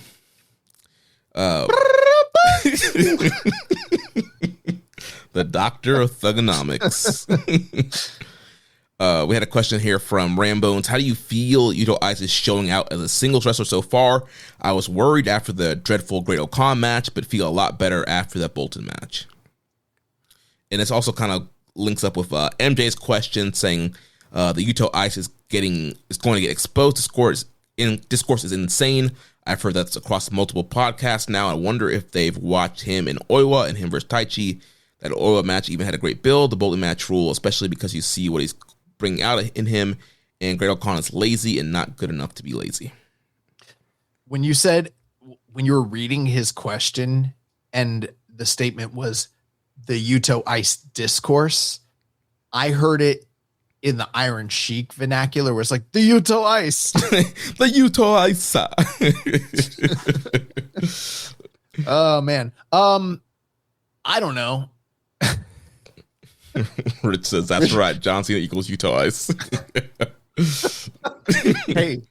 Hey, I'll take it, bro. I don't care. I don't care if it's Oh man. It might be culturally insensitive, but if it means that New Japan gets a star the level of John Cena, and thereby this show gets more visibility, thereby putting more money in my pocket, I'm all fucking for that all day. Oh man, we don't even make that much money in this show. Yeah, I don't know. I do think it's funny. Without getting too technical into breaking down what works, what doesn't work, blah, blah, blah. You know, I think that both of these questions have a little bit more, you know, probably positive insight into what it is that is working for Yuto Ice. I'll make it even simpler than all that. The man's fucking over. Okay. Mm-hmm. That's all that matters. Do you know how to get over? This is one of the only guys in this generation who in every single situation that has been presented to him post-excursion, he never fucking misses. And in fact, not only does he not miss, he exceeds the expectations of what most people have. Maybe not to the tastes of everybody, but in terms of what the audience in attendance, how they are responding and reacting to what he does, he gets over. Not only that, obviously the wrestling is fucking awesome too. I think he gets it. I think he gets this on a greater level than probably all the other guys in his generation. And that includes Yota Tsuji. Yeah. The only other, and I'll kick it back to you, Jeremy, but the only other young guy that has shown to me that they might have a level of crowd connection, charisma, and understanding that's similar to him, it's going to be like Daiki Nagai, and he hasn't even graduated yet. Yeah. But yeah, I think Yuto Ice rocks. And you know what? If you want to judge the gimmick, fine. And maybe the gimmick's not for you. But I just find it weird that people can watch his matches and be like, he's mid, he's overrated, he's being exposed right now. Like, I don't get that. Like, I watch him wrestle, I'm like, yeah, this guy rocks. Like, his striking game is awesome. Like you mentioned, the facial reactions, his just ability to connect to the crowd. Like, the crowd lives and dies with him in every match, especially like during Knockout Brothers tag matches when he's, waiting to get the hot tag into Oscar. Like, the crowd believes in him. And yeah, he has the energy, the aura, the charisma, whatever you want to call it. And then the great in-ring ability. Like, he's out of like one of the most recent, comebacks from excursions. Like, somebody that's like, yeah, like they see him like an almost a complete package. Like, we're not struggling and waiting, when's this guy gonna figure it out? He's missing something, he's not connecting. Like, he's come back and like blown the doors off and connects with the crowd, has great matches. Like, how can you watch this match? How can you watch the Oiwa match, a Tai Chi match, and be like, yeah, this guy is mid, he's not a great wrestler? I don't understand that take. Yeah, and it's funny because I hear what I'm saying about him getting over, and then I think back to my complaints, or I should say criticisms, about the Super Junior finals, where it's like that match got incredible responses. Obviously, right now, Yo is super over, and he's getting incredible responses. He's one of the most over guys on the active roster right now, and I'm still critical of him. There's probably some people that are like, how can you say the main thing is getting over, but you're critical of Yo? And the biggest difference between a Yo and a Yuto Ice is I've had to deal with nearly a decade of a guy not getting it and not figuring out how to get over. And when he finally did get over, he stole all the gimmicks of like 6 or 7 top dudes that came before him just for him to make a connection. That's not Yuto Ice. Yuto Ice came back day one before he even had a match, walks out, him and Oscar, and he's like, he's just doing his shit, and you're like, oh my God, bro. Like, what is wrong with this man? This is a dude. This guy's gonna be a fucking strap him up, bro. That's the ace right there. Yeah. I think Yuto Ice rocks, and yeah, I'm very intrigued to see the rest of his tournament. The last positive thing I'll say is, like, you looked at these blocks, right? And I'm under no illusions that Yuto Ice is going to go deep or far or anything like that. Pause. I'm under no illusions to how much success he's going to have in the tournament or what kind of push he's going to get in terms of like the booking. But when I heard people complaining when they looked at the G1 blocks and they're complaining and they're like, this doesn't look like the sexiest lineup, I'm like, hey, I get it. But if you know, you know. And if you know Yuto Ice is in this tournament and he's in this block, he's one of the guys that like gives you hope that you're like, he's probably going to knock it out of the fucking park. Yeah. Yeah, I think he's been doing great so far. We had another question from Less Commission 7252. Says, I enjoyed Oleg's battle with Yuto Ice as he won due to ref stoppage because of the wrestling high that got to him. Should Oleg's whole G1 run or even part of his gimmick be that he's unaware of his strength, just like the Incredible Hulk, that he wins more of his matches due to ref stoppage?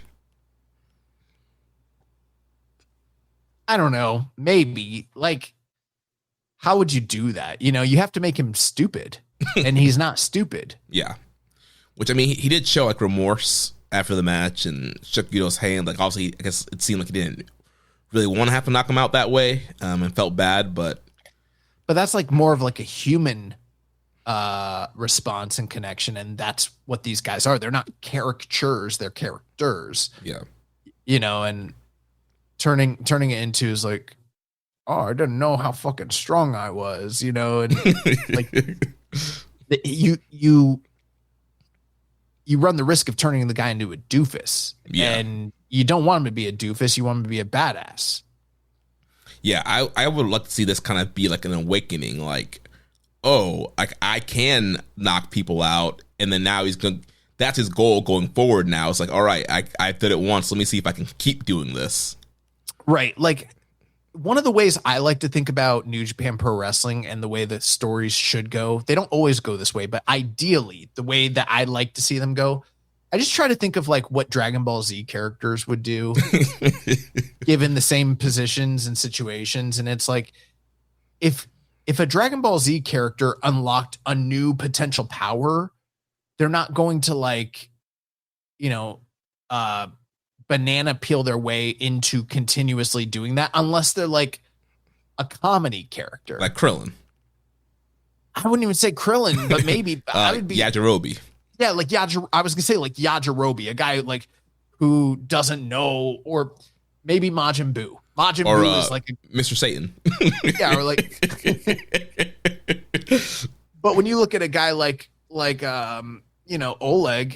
I'm not saying he's Goku because apparently Goku and Vegeta are now That's Osprey and Omega. Yeah, even though they're not at all. Rich says this some Goku and Vegeta talk. All right, Rich, let's break it down into your language. Liu Kang wouldn't just, banana peel his way. Once he learns how to throw a fucking fireball and burn somebody to a crisp as a fatality with it, he's not going to say, oh, I didn't fucking know that was going to kill the motherfucker. And then the next time he does it, be like, oh, I didn't know that was going to kill them again. Like, they'd be a comedy character. I'm sure Mortal Kombat probably has some comedic characters, but it's like, no, you want them to, when they learn a new skill or ability, they're like, it's like going Super Saiyan. Now I just got to master that shit. Right. Until it's time to master the next level. Right. And apparently there are infinite levels that will never, ever, ever stop. And the power scaling will get completely broken and the show will become unwatchable. Yeah, bro. People want to complain about Dave breaking the scale. Yeah, we need a whole podcast about the Super Saiyan scale, because bro, the Dragon Ball Z scale it's so broken. It's nothing. Oh man. But let's finish up night 2 here. So semi-main event, we had the Rampage Dragon, Shingo Takagi, defeating the Grip, Roy Oiwa, in 16 minutes and 37 seconds. I thought this was very good. This is going to start to go back to one of the complaints, though, that we've had, and something that I felt like became kind of predictable. And it's the 50-50 booking of Gedo, where almost everybody in the block that lost in Chicago kind of came back and started picking up victories, and everybody that won in Chicago started losing here. So now almost everybody's 1-1, with 2 points. Yeah. That is, kind of a wrinkle of Gedo booking sometime. But I don't know. I thought this match, actually, I enjoyed this match more than the Gabe Drilla match. Thought it was very hard hitting, very never coded. Thought Oiwa showed a lot of fire, and he was eating all of Shingo's big moves. He even kicked out of the last of the Dragon there towards the end, and Shingo had to use the Raging Dragon followed by the Pumping Bomber to get the win. But I thought that Oiwa looked great, showed a lot of fire. He had a lot of great offense as well, and kind of went lariat to lariat with the Dragon here. Did they? I wanted to remember. They didn't wrestle in the New Japan Cup. It was Shingo and Uemura, basically, right? He didn't wrestle Oiwa. I'm blanking right now. Because I was trying to remember if they've wrestled one another previously or not. Let me see if I could look it up real quick. All the same, essentially, where Shingo's at right now, obviously he's not like a main event. I mean, he moonlights in the main event, but you wouldn't consider him one of the top 4 or 5 guys in the hierarchy of the company. But he's sort of like the gatekeeper measuring stick for the Reiwa guys at this point. Right. It's like, yeah, if you can beat Shingo, then yeah, you're making strides to like moving to the next level. Mm-hmm. And Oiwa couldn't beat him. So let's see. Their last match, they wrestled at King of Pro Wrestling 2024. I don't remember that. It was a never title match, which Shingo beat him that night. Bro, I don't remember that. Long time ago. Yeah.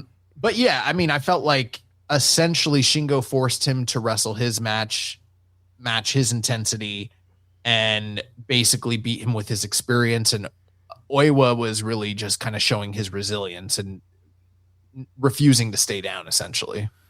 Yeah, I thought that towards the end he was going to win, because I thought, usually Last of the Dragon, that's it. And he kicked out of that. I was like, oh, well, Oiwa has to win now. But then Shingo busted out the super finisher and the pumping bomber. Yeah, well, he wasn't, when I say that, that he wouldn't stay down and that Shingo had to rely on his experience, that's because he wasn't overwhelmed by Shingo. This wasn't the case of, like it wasn't like when an old guy beats down a young guy and the young guy is wrestling as like a lion. They looked very much on the same level. Yeah. And Oiwa looked very comfortable and was going blow for blow with this guy every step of the way.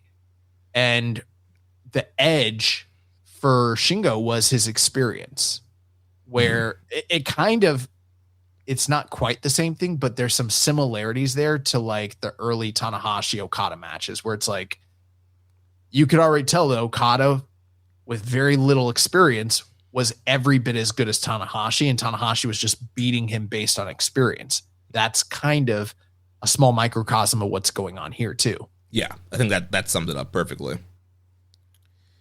So that takes us to the main event. We had Hiroki Goto defeating Yota Tsuji in 22 minutes and 35 seconds. So Tsuji has already failed in his campaign of beating all the former world champions in his block. Started off strong by beating Takeshita, but eating a loss here to Goto. I mean, I think these guys have great chemistry. I love this match. Yeah, I think when you mentioned earlier, the last time you watched WWE was like a WrestleMania when Rich was in town. I think that was the same WrestleMania, like right after Tsuji had beaten Goto in the New Japan Cup. So we're talking about several years now. But I thought the match was really, really good.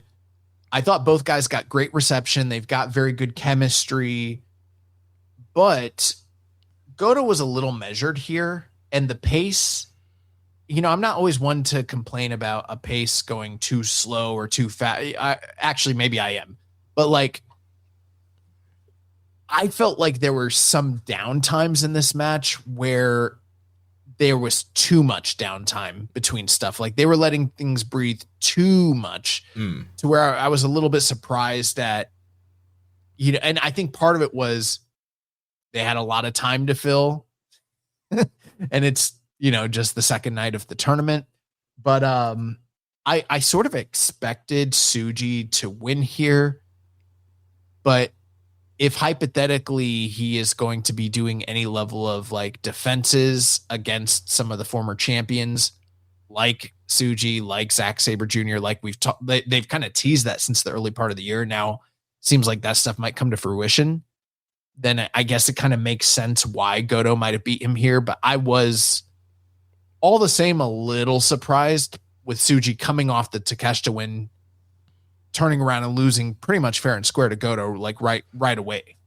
Yeah, it does seem a little. I thought maybe he would have picked up a little bit more momentum as champion and then reel up a couple of wins and then ate a loss here. But yeah, kind of like you were mentioning, people who won in Chicago were starting to eat losses here back in Japan. But yeah, I didn't really have a problem with the pace of the match. I felt like it kind of fit New Japan main event style, and I thought that these guys had a lot of great sequences.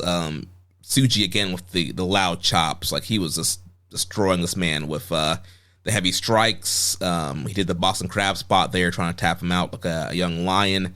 And then Goto, he had a lot of great innovative stuff as well. And he did the second rope sunset bomb, which was a great near fall there, and hitting all his different GTR variations.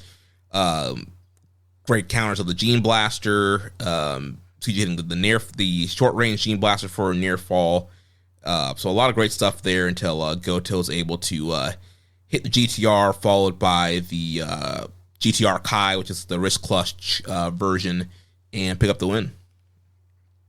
Yeah, I think for a lot of folks, this was their match of the night.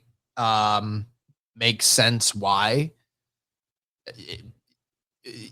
All criticisms aside, there, like you said, a lot of explosive and innovative offense that really did get the crowd into it. Plus, there's a lot of history. Plus, these are two of the bigger names in the company at the current time. So it felt like there was a level of importance and some stakes to this match. And all the same, I was still a little surprised, but a very, very strong main event. I did see on Cage Match right now, it's the highest rated match of that night. They got it 8.4. I don't know if I would go quite that high, but maybe I'm the odd man out a little bit on this one. Yeah, I mean, I was 4.5 on this thing. Wow. I enjoyed it. Yeah, I really enjoyed it. And it was kind of a surprising finish because I was expecting Tsuji to win. Yeah, Goto winning. And I mean, the crowd was they both got great reactions, but I felt like the crowd was more pro Goto. And so it kind of felt like, Goto Mania was starting over again. And so big win there for Goto. Also, it's very interesting, they tried to play it on commentary, the different, ideologies between these guys, but also you got to look at, the tweets as well with, Tsuji being very, outspoken about Bushiroad and other stuff, and Goto being the company man kind of defending. So I wonder how much of that kind of played into some of their heat as well. But overall, really great matchup. I mean, this is basically Brett Shawn at this point right now. All the backstage shit that's been going on between them, Yeah. So that was night 2. So night 3 was the following night, Sunday, July 19th, same building, a little bit lesser attendance, 2,409. We had Jake Lee and Zane J defeating Goto and Matsumoto. Then we had Harley Jackson and Oiwa defeating Okan and Jacob Austin Young. Takeshita and Yano went to a double countout with Gato and Yuto Ice, as Yuto Ice and Takeshita were brawling on the outside. Then you had Sanada and Kanemaru defeating Daiki Nagai and Yota Tsuji. And then Shingo Takagi and Taiji Ishimori defeating Yasuda and Bolton Oleg, which took us into the B block matches of the evening. First, we had Hanare defeating Drilla Maloney.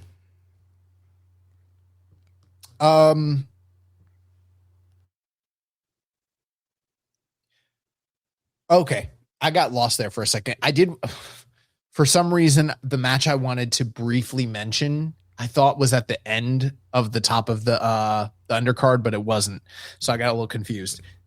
Takeshita and Yano versus Unbound Company of Geto and Yuto Ice. 2 minutes and 9 seconds, double count out. Bro, the shit between Yuto Ice and Takeshita on that, leading into that double count out, I cannot wait to see the match between those two guys.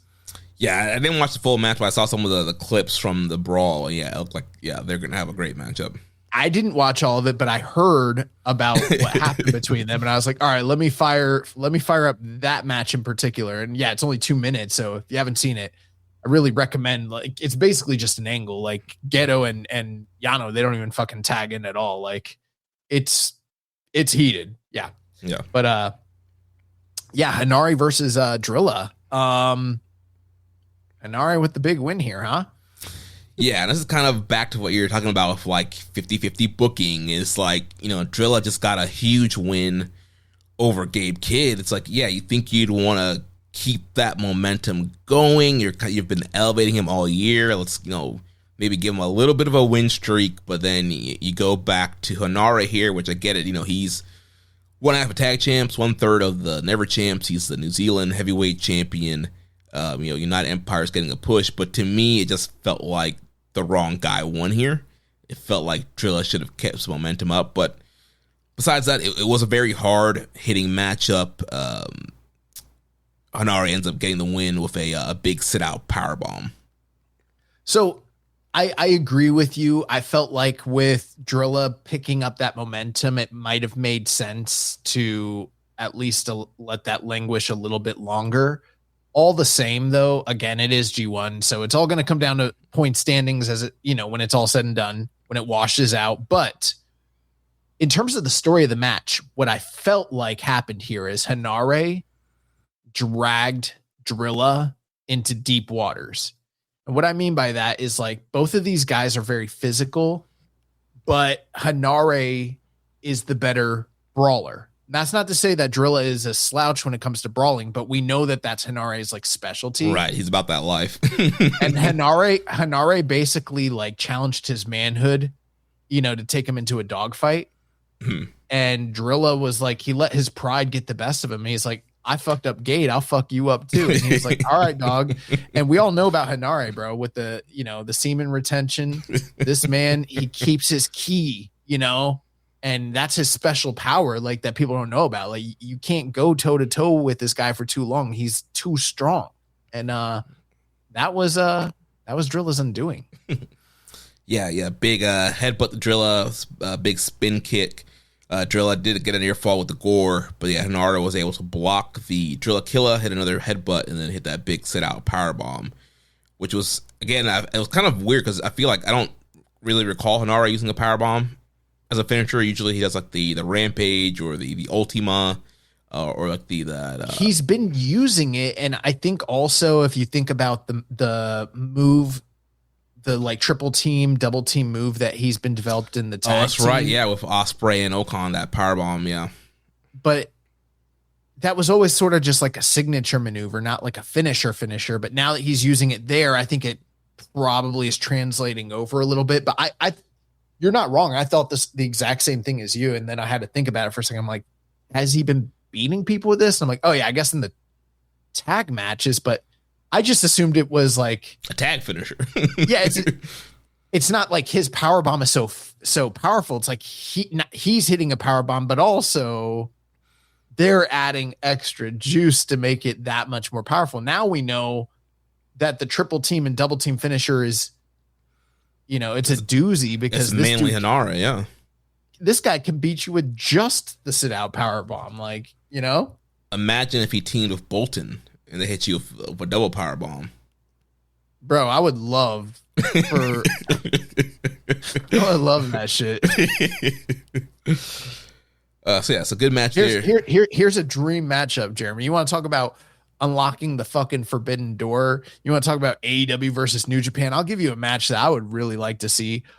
Oleg Boltin and Henare versus Doyle and Dunkzilla. And Dunkzilla, bro. Oh my. Bro, that would be incredible.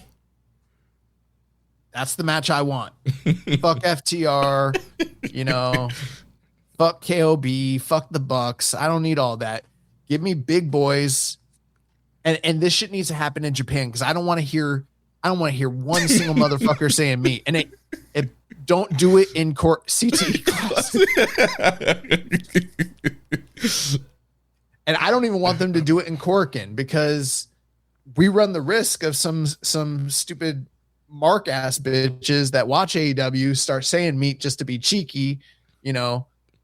Osaka is where this shit needs to happen because Osaka's not gonna chant meat. Let's do it. Book it. I don't want meat. I don't want meat. I want ooh. Give up. So next matchup, we had Gabe Kidd defeating Oscar in 7 minutes and 34 seconds. This was good. I think a little bit of it suffered from some of the stuff that you mentioned earlier with the brawling and everything like that.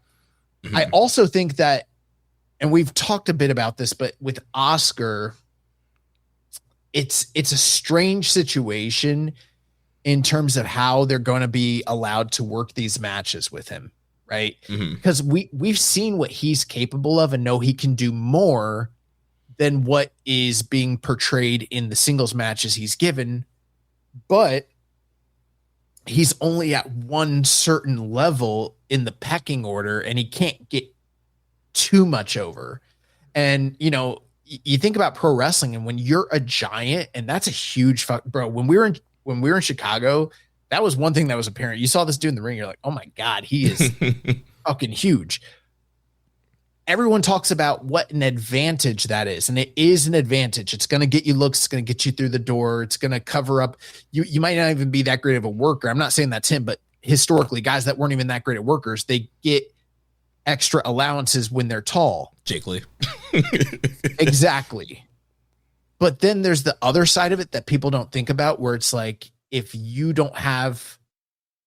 not at a stature in your career where you're at the very top of the card, then it limits what you can and cannot do and what guys are willing to do for you or to take from you, you know? Mm-hmm. And so we're seeing time and time again where almost everybody that wrestles this guy is just doing, we're going to attack the leg and you're going to sell the leg because we don't want to make you look weak, but we're going to beat you. So we have to find a way to beat you. Right. And that's becoming an issue. Yeah. And that's why in this match, Gabe had to, resort to the brawling, because you want to know that, Gabe's kind of, more experienced in the outside brawling, and that's a way for him to get the advantage over Oscar. But yeah, it is difficult because Oscar is so big, and like you mentioned, we've seen what he can do as a young lion. We know he can do more and could probably have like some Archer-esque performances, but it's not really allowed to. And then you have to get the other guy over. So which here they let him kick out the pile driver, and Gabe had hit a second one to beat him. But it was still a very short, kind of quick matchup here. Yeah, it's a fine line because, we've heard that phrase in Japan, bigger guys like Archer who've been told like more monster. And it's like, okay, he can do that, but the more monstrous he is when he's still laying them shoulders down at the end of the day, how great of a monster is that? You know what I mean? Right. Yeah. So it's a fine line. Like it's definitely a tricky balancing act trying to figure out how to properly use a guy of his size. Yeah. I think especially, in modern day pro wrestling, I feel like back in the day, not everything was televised. Like you can, protect the big guys more, make them more special attractions, where a lot of these tall guys, like they're on TV or they're on the tour, every night, every week. And it gets hard to, protect them, make them feel special, and, not just have them run rampage over everybody. I loved how you changed it from TV to tour, because on tour, yes, we have big guys. On TV, well, they don't really have TV, but in the States there's TV, and Tony Khan, he don't use those big guys. He keeps them off TV because he don't like to fucking use them or book them. Right. Probably for this exact reason. That's why Archer is just like a bodyguard, and, pretty much any of the bigger tall guys are not really seen much, or they're just there to do jobs. Who's a world champion? Kenny Omega. I'd like to see Kenny wrestle Satnam Singh and see what he can get out of him. Oh, man. Be one high V trigger. I bet you that should be good. Oh, man. So Gabe picks up 4 points here. So, both him and Oscar, 4 points. Then following that, we had Ren Narita defeating the Prince Cal Newman in 15:30. I think for a lot of folks, they didn't love this match because of the House of Torture and UE-isms that occurred during this match. But for me, it kind of gets the pass. I thought it was pretty good, actually. I'm not going to sit here and scream and be like, oh, you need to go out of your way and watch Newman versus Narita. And we already learned, we saw in Chicago, the question was, are we going to get House of Torture in America? And they were like, fuck that noise. We're not doing that. But it's becoming pretty apparent that the G1B block is not immune from House of Torturism at this point in time. So Narita's probably going to be, leaning into some of that a little bit. But I liked how Newman and UE were willing to play ball and get their hands dirty. And there's been kind of the question, I consider them like full on heel, but because of some of the, kind of gray area, I think most people still like that are diehards still kind of consider them more like heel leaning tweeners, right? But Callum is clearly like full blown heel. Yeah. So seeing probably the top 2 heels in the company at this point in time, you know, what that looks like, what that tells us about where they're at and how that plays out. I thought it was interesting. I also thought that when they did wrestle, I thought they had surprisingly good chemistry here. It's probably not the result. And I also think a lot of people didn't like it because Narita went over Callum Newman.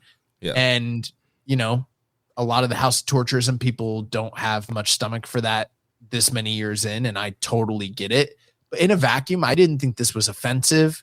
And I thought it was a kind of surprising outcome.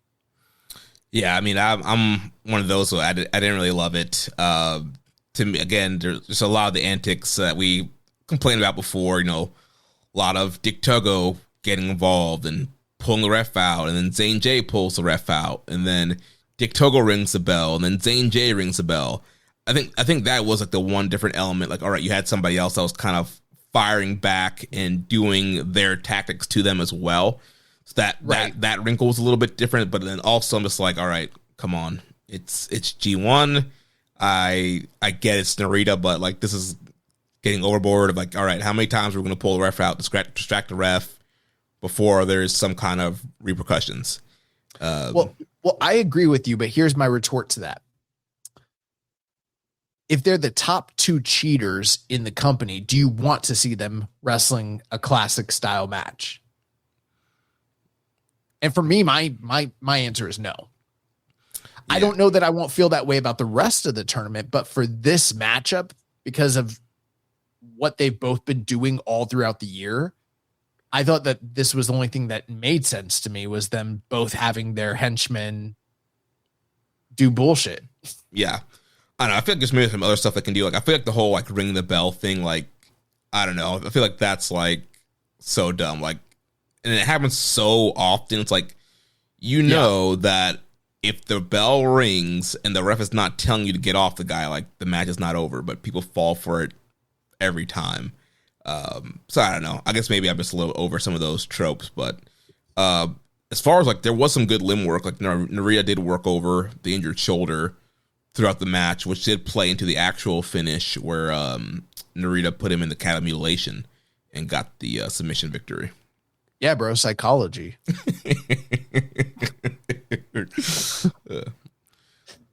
So I guess kind of an upset loss there, and Narita picks up his 2 points. And then we go to the main event because we didn't have any Shota Umino Aaron Wolf matchup here. We had the Heat Storm. Wait, was Umino and Aaron Wolf going to be the main event? I forget where it was slotted, but okay. I thought it was the opener. It might have been the opener of this, yeah. Okay, because the way you said that like made me feel like, oh shit, like was that the main event? But yeah, so we had the Heat Storm, Yuya Uemura defeating Zack Sabre Jr. 25 minutes and 18 seconds. You know, I don't want to say this was a breakout performance because this guy was supposedly, Uemura, I should say, was supposedly having breakout performances 2 years ago. But it kind of felt like a breakout performance for Uemura. And I think kind of the difference is, you think about like the Takeshita match and some of the other tournament matches he had 2 years ago where it felt like, oh shit, this is a guy who has kind of been languishing and now they're finally like pulling off the training wheels and letting him go. This didn't feel like that. This felt like, oh, Uemura is every bit as good as the top of the card, including Zack Sabre Jr., who's been, you know, multiple time Tokyo Dome headliner, multiple time, you know, world champion at this point in time. And he was able to play Zach's games and keep his composure and not get dragged into his style of doing things and basically make the match his own and beat Zack Sabre Jr., who was coming off of a lot of momentum following that big win over Shota Umino that took him out of the tournament. Yeah, I thought that this was a great grappling display. And like you mentioned, it elevated Uemura to the grappling level of a Zack Sabre Jr. I thought this was the perfect opponent for Uemura to kind of highlight Uemura's strengths. And I thought, again, kind of mentioning the arm work, I thought the arm work was great here. And I thought it was so brilliant what they did with the finish, because you would think that the main purpose of him working the arm is to put a submission hold on and get the win. But what they ended up doing was, towards the end, he hit the lion shiner, his version of the high fly flow, the lowdown. He hits like the down version of that, which, that impact is coming down on the arm because your arms are laying there, so the impact's there, and then he gets up and does the standing version of it, the crossbody line shiner, which again, your whole body is coming smashing down across the arm. And so, that was part of setting up the finish there and using those line shiners to get the win. Yeah, there's a famous match where going many years ago, Floyd Mayweather Jr., he was fighting Diego Corrales. They were both in the 135 weight class, I think, at the time. And they were like two top titleists, both pound for pound guys. It was rare at the time to have undefeated young American fighters who were both titleists in the same division, who were both in the pound for pound rankings. Neither of them were top stars yet, though. This is before like Floyd broke into like the pay-per-view game. Like he was kind of more of like a hardcore, fan favorite. And a lot of people had Diego Corrales went into that fight as the favorite, a pretty significant favorite. And what Floyd beat the brakes off of him. Like it's probably one of his greatest performances. I think he dropped him like 7 or 8 times before they called off the fight. But the reason I'm bringing it up is he created a diversion that kind of reminded, this is sort of like the wrestling version of the diversion that Floyd created in that fight. And what he kept doing is he kept throwing jabs to the body of Diego Corrales, and he did it like 6 or 7 times. Like he'd be on the outside of them, boom, pop him in the stomach, and then, dance around a bit, boom. And he's hitting him with hard fucking jabs. And he does it so many times that like Diego starts dropping his hands. So he goes for one more and he feints it instead of committing and hitting him in the stomach when his hands come down, because he's going to hits him with the left. And, bro, this dude fucking got laid out. And it's like, yeah, sometimes like that could be a smart thing. There's probably some people are like, you work the arm, you work the arm, you work the arm. Why wasn't that the focus of your finish or whatever? Why was he going for the lion shiner instead? And we've heard this kind of complaint in other matches where it's like, oh, they did 20 minutes of limb work and it didn't lead to anything. But it's like, sometimes there's more nuance to the story that's being told than just, work the back, crank a back submission, win the match. There's more going on in the story than just that. And I think it makes sense for guys to set up diversions to create openings to win matches. Yeah, so I thought that was brilliant, and yeah, it's made Uemura look super smart and as a technical mastermind on the same level as a Zack Sabre Jr. So I thought this match did a great job of elevating Uemura's technical skills and making him look like a star. We've seen other, I think of all the young guys that have wrestled, like of the Reiwa generation, who have wrestled with Zack. Almost all of them have quite a bit at this point. And we've seen what they can do on the mat with him. Some guys have, and I think almost everybody has pretty good chemistry with Zack from this generation. Mm-hmm. But as adept as guys like Oiwa and Shooter might be, they always just kind of still get fucked up by this guy and have to completely change tactics. And they're like, yeah, I'm not on the level. But Uemura is starting to like pull ahead in that regard. And he's like, yeah, technically, like I could do these other things, but also technically I'm better than the rest of you guys right now. Yeah. And I feel like that's a great spot for him to lean into for this generation. Like, I don't feel like anybody in this Reiwa generation kind of owns that, like, best technical wrestler kind of stance / gimmick. And so I feel like if he can kind of lean more into that, I think that could be something that helps him get over the edge.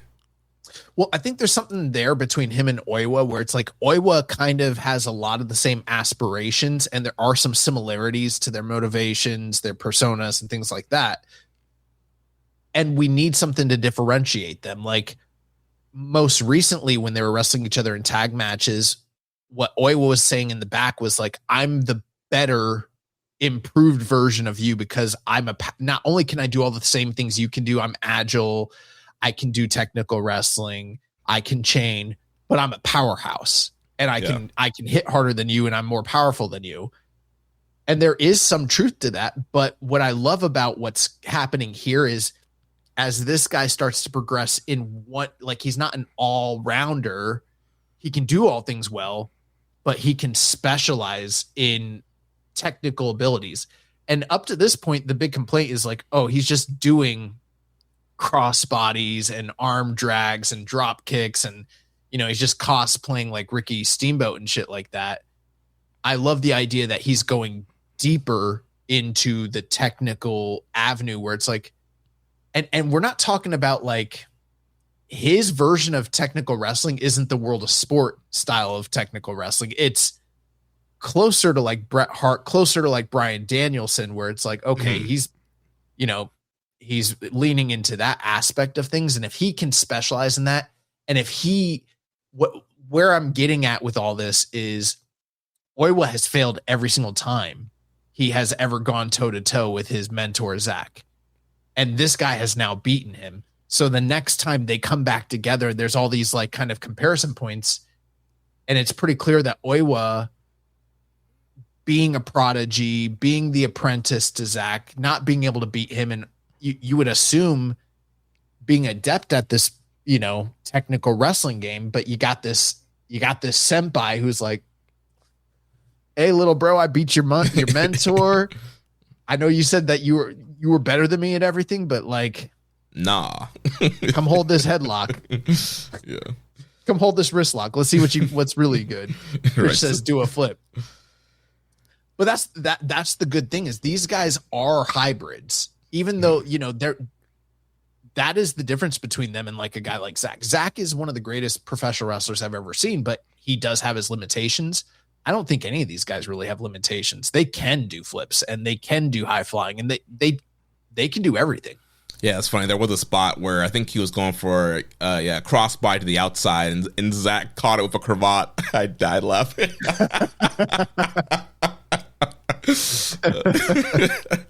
Oh man. So big win there for Uemura. He's up to 4 points now. And we had a question. I'm sorry. No, go ahead. Before you go into the question, have I ever mentioned how I used to get over with Matt when we were training? No, I don't think so. All right. So hopefully the story doesn't get back to him. But when I was training, obviously, like you can look at me, I'm not like a physical marvel. Like I was never going to be like a real professional wrestler. Right. But I was training with real professional wrestlers and I was sort of like the little engine that could, like, anytime I did something that was maybe more difficult for me and easier for like more athletic guys, the whole entire like team would like rally behind me because it's like, oh shit, like Josh is able to, I think the one time I did something that was really surprising was I don't know if you've ever seen wrestlers do this, but they'll go into the corner and they'll grab the ropes and do it and put their neck against the turnbuckle, so they'll like basically flip upside down. Yeah, put their leg strap in there. Bro, I couldn't do that now. Granted, I couldn't do it on the top rope, but I was able to do it on the second rope, and that shit was so hard for me. But eventually, like I finally did it, and like that shit got over so crazy. But what I'm getting at is this: there's a little bit of Zach in me, and what I mean by that is because I had physical limitations, I had to try and find creative ways to basically cut people off that just worked for me that other people wouldn't think of. And it was very rare that I would ever impress my trainer, which was Matt Seidel. But every now and again, I would do one thing that he would like. And we're talking like very rarely. But it might be like me doing a 1980s bumbling face bump, and he'd be like, and he would just fucking die. And he'd be like, I love that. Or like one time, I told someone to shoot, or I was going to shoot somebody off for, they had me in the headlock, and I was like, hey, don't let go of this headlock. And I like shot him off, and then like I went with them, and I'm on the ground, and I'm, basically anytime I did 1980s stooging, he fucking would love it. So when he would like something that I did, Matt basically has terrible memory because he's been wrestling for like 20 years. So I knew that if I could find one thing that he would like, I just wait a week and I would do it again. And he would never remember that, because number one, I'm not really the priority in these classes. I'm sort of just the ancillary. Like the other guys are real pro wrestlers. I'm sort of just like the guy on the side. So I would find one thing that he would like and I would do it again. Bro, I do it like 6 weeks in a row consistently. He would never remember that I had ever done it before. And every single time he'd be like, yeah, baby, I love that. Like, I know. and it would have to be something like that. It'd have to be like catching somebody in a cravat that you would never think of. Like stuff like that is the kind of stuff that I had to do to try and get over with Matt. That's great. Because I couldn't throw a drop kick. Oh, man. Question from Wukong901. Thoughts on Yuya's promo after his match with Zack, specifically the crowd chant at the end? I don't think I really paid attention to that. He did like a 3-2-1 kind of thing. I don't know exactly what the phrase was afterwards, but it seems like he's trying to establish his, closing match catchphrase. I think he should do like something that's a little bit more westernized, because look at Evil, 8-9 years ago, you and I were talking about how much he was emulating The Rock, and now he's signed to a contract in NXT, right? So, the famous Evil promo, everything is evil. That's what I think that this dude should do. I don't know. Figure out what you like about Ric Flair and CM Punk and Dusty Rhodes and maybe do some of that shit. And that's the bottom line, because the heat storm said so. He should try and start the, and I know Rich is listening, so he's going to love this. He should start the Japanese version of what? Get that shit over. Oh, man. Just the thought of like the smarky like Corkin fans like chanting what in Japanese. It doesn't have to be what, just get his own version of it, Yeah. Oh, man. All right, a couple other questions here, then we'll go into standings and look at what's coming up this week. Def Triangle 720 says 3 days in G1. Who would you say has impressed you so far? Oh, I did want to say, I loved this match. I liked this better than Tsuji and Goto. I liked that match a little bit better than this match. But I did not like either of those matches as much as Takeshita and Tsuji. Oh, yeah. To me, hands down, Takeshita Tsuji's match of the tournament right now. In terms of who I'm most impressed with throughout the entirety of the tournament, probably still Takeshita. Or, I'm sorry. Tsuji. Probably still Tsuji. I know I had some criticisms about that second main event, but that's just me being, that's what we do, is we analyze wrestling matches and we're critics. But overall, I still think that him being presented as the face of the company, as the champion in these main events and having great matches, it's a little chalk for me to say that, but there have been the criticisms about like, hey, is this guy going to be able to believably carry the title into, through the G1 and be the champion through G1, which is kind of a big deal. And so far, I think he's knocking it out of the park, especially coming off a not so great like second quarter of the year. Yeah, I think Tsuji is doing an excellent job so far, and being that established champion in a G1. So also the Keshta match rock, the Goto match rock. So he's off to a great start match quality wise. Another guy I'll throw out there is just Yuto Ice.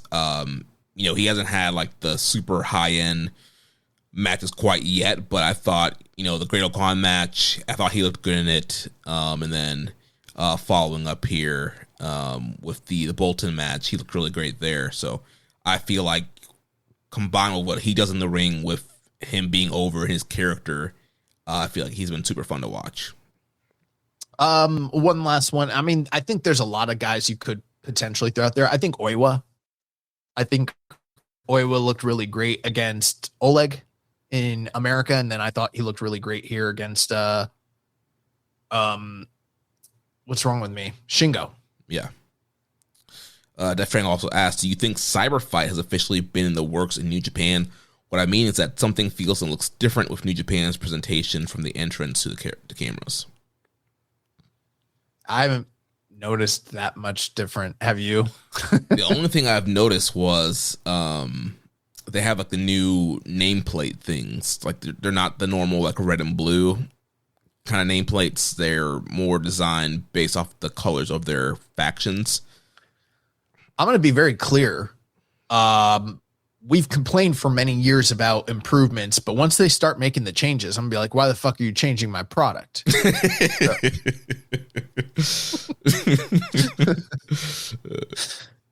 But besides that, I haven't noticed anything dramatically different so far. Also, I don't really know how involved Cyberfight is. I know that they're like a equal owner, but like, if anything, my understanding is most major decisions and I guess sort of like credit should be given to TV Asahi. Yeah. So until we hear a correction on that. Yeah. Which we could. We get corrections sometimes. Next question from Johnny Moronic. Which of the Knockout brothers has more points by the end of the tournament, Oscar or Ice? I think there's a very strong likelihood they wind up with the same point total. Yeah, I can see them ending up with the same, but if I had to choose one, I'd probably say Yuto. I'd say Yuto. Yeah. Yeah. Because he's more over as a singles act. Right. And he's Japanese. Yeah. Rich says that it's all Tanahashi. Tanahashi personally emails the show. Bro, if Hiroshi Tanahashi emailed the show, I would probably cry. And then if Hiroshi Tanahashi emailed the show with corrections, I'd probably cry for different reasons. I'd be like disappointing your dad. You know what I mean? Yeah, he'd be like, I didn't appreciate those takes y'all boys had last week. Oh, man. Sorry, Ace. All right, so I fucked up. I know. Current standings after the first three nights. So in the A block, we got Goto, the only man with 4 points. Then Takeshita, Bolton, Tsuji, Shingo, Jake Lee, Great Okan, Ice, and Oiwa all with 2 points. Sonata, the lone man at the bottom of the block with 0 points. Then over in the B block, we got Drilla, Newman, Wolf, Oscar, Uemura, Narita, Kid, Hanare, all at 4 points. Zack Sabre at 2 points. And Shota Umino with 0 points. He's eliminated, has forfeited all of his matches. We did have a question about Aaron Wolf. Les Commission says, Young Boy, I asked about the Bret Hart scale for Wolf Aaron, and you missed out on it. I'll ask the same question again for you to answer. I did listen to those episodes, and I do recall, but I don't remember what your guys' answers were off the dome. So, again, Bret Hart scale. Look, Mike, work, it factor. Okay. I might be harsher than you guys. Well, I felt like Chris was very high on the look. that is one thing I felt like he was high on everything. Like I remember him saying, I'd have to go back and listen, but I feel my memory could be wrong here, but I feel like he was like it factor and he was like super high. And I was like, I don't know, bro. Like, all right. So here we'll start with look, 7. Yeah. I feel like that's about where I was at with the look. Work 7. Yeah. Mike like 5. I don't know. I think I was closer to 7 on the mic. You know, he does all those talk shows. He seems to be like funny when he's doing those things, and like I'm literally just going off of the pro wrestling promos, basically backstage promos and what I've seen during more importantly press conferences. And I think that because he hasn't really done too many show closing promos, right? Right. Yeah. But what I've seen in the press conferences has been very weak. Of course, something could be getting lost in translation, but right now it doesn't really work for me. For it factor, 7. And that's not to say that these things couldn't change. I think for the it factor, it's a little bit intangible because there's clearly, you know, I'll need to go a little bit higher on that because let's just go. I feel like 8's too high, but maybe I need to go 8. Bro, you were there in that building, the Tokyo Dome, when that man came out. Yeah, but that was anybody can have a moment. So I'm basing the it factor primarily off of when he shows fire and the way he gets the crowd behind him. But the other times that you want someone to have it factor, like strong charisma, it's lacking. 7.5. Sorry. So, I mean, at that point, we're looking at a strong 6.625. What? 6.62. Yeah, 7 plus 7 plus 7.5 plus 5 is 26.5. You divide that by 4. His overall score by me. Oh, you guys don't divide it. You just do the total. Okay, then I think it's 26.5. Gotcha. I like to take these things, divide them by 4 and get the average. So he's a 6.625 out of 10. Not good. Not great. I'd also like to say Sonata sitting at 0 points. Clearly the classic Gato, underdog run. Going to start this guy off with, some major losses, but after like 3 of those, watch out. Sonata's coming back, bro. Yeah. So we got 4 nights this coming week. So night 4. Same thing for Umino. What? Oh, come back from behind. He's going to get cleared. I did want to say something. There's been a lot of complaints about, I know we got to get to the preview here, but there's been a lot of complaints by people about why they didn't substitute like a Taichi or Yoshihashi or somebody like that into the tournament with his absence. And what, like historically, that's just something they have never done for round robin tournaments. But what are your thoughts on that, Jeremy? Yeah, I could see it both ways. I feel like maybe had he got hurt at the Gabe Kidd match before the tournament kicked off, they probably would have done a replacement since the tournament hadn't started. But it's like, all right, the tournament starts, you had your first match, you get hurt. It's like, all right, why are we going to just allow somebody else in because you got hurt? Mm-hmm. But at the same time, I could see, let's throw somebody in there. You give that person his loss and then just have them wrestle the rest of the tournament. Yeah, I'm a little torn on this because, like we just mentioned, historically, they don't do substitutes or alternates during round robin tournaments. And I think mainly it's because like once the tournament has started, it can get a little tricky, especially like if, for instance, like we believe Shota Umino is going to go pretty deep in the tournament. The easiest thing to do is give his substitute whatever his booking is. But what if his substitute is like, let's say Yoshihashi, and you don't want Yoshihashi winning as much as like Shota Umino. Now you still got to rework the math anyways. Right. It might even like if like a lot of people thought Umino was winning, like if Yoshihashi or Taichi replaces him, like they're not winning the G1.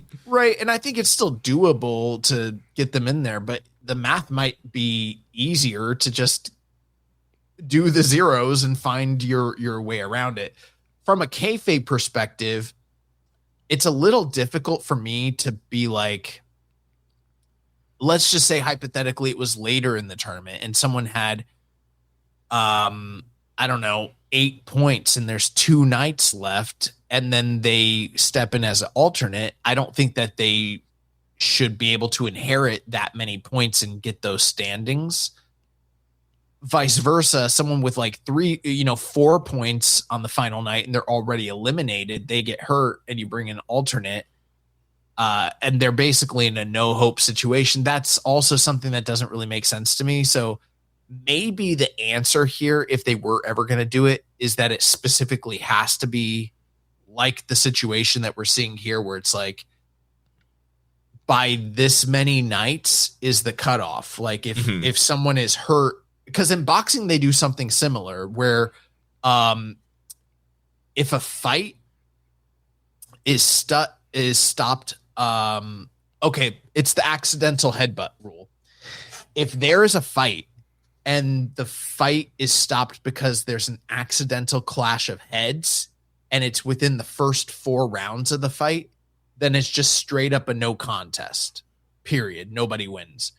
But if it stops after and I don't love this rule in general, but if it stops after the 4th round and there's an accidental clash of heads, they immediately go to the scorecards, and whoever was ahead on the scorecards by that point in the fight, they win on a technical decision because,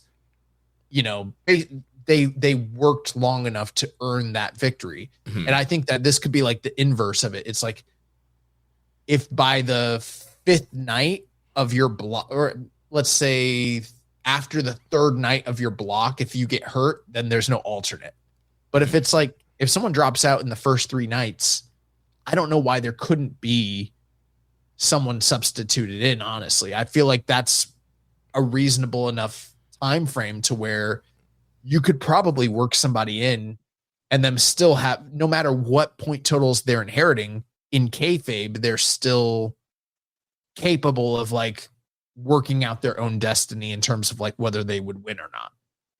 Yeah, I think if you do it, that'd be a good way to do it. Enforce some kind of rule so it's not just willy-nilly. Anytime somebody gets hurt, there's a replacement. But there's also the history precedent where it's like they've done a lot of these now. They've never done an alternate. They've never done a substitute, period. I feel like it's all Japanese round robins. I feel like any Japanese promotion that does round robins, I don't really hear them doing alternates. I couldn't speak to that. I know I have a lot of knowledge, but I don't know for sure. So if it has ever happened, I couldn't say. But I know for New Japan, they don't do that when it comes to round robins. Yeah. They just, you lose, you get hurt, then that's it, period. All right, let's jump into the preview. So tomorrow, night 4, Tuesday, July 21st, we pick back up in Sendai Sun Plaza Hall. And this will be an A block night. So we got Goto versus Jake Lee, Great Khan versus Oiwa, Takeshita versus Yuto Ice, Sanada versus Yota Tsuji. In the main event, Shingo Takagi versus Bolton Oleg. Well, in terms of like the matches that I'm excited for, Goto and Jake Lee is not really doing it for me. And also we've seen that match so many times at this point. Okan, and this is where we're getting into that point of the A block where it's like there's going to be a few matches that, just kind of suck. But the business end, it should be Takeshi and Yuto Ice. That's the one that I'm most excited for. Yeah. Tsuji and Sanada, they've got like history of having great matches, and Sanada's actually trying. So who knows? Plus, it's the semi-main event. So that might be the match where we get the best version of Sonata, because he's going to try and show out with the champion. Yeah, I need that man to pull the Just Five Guys robe out for this one. And then you got Shingo and Oleg, and that seems like Oleg is getting.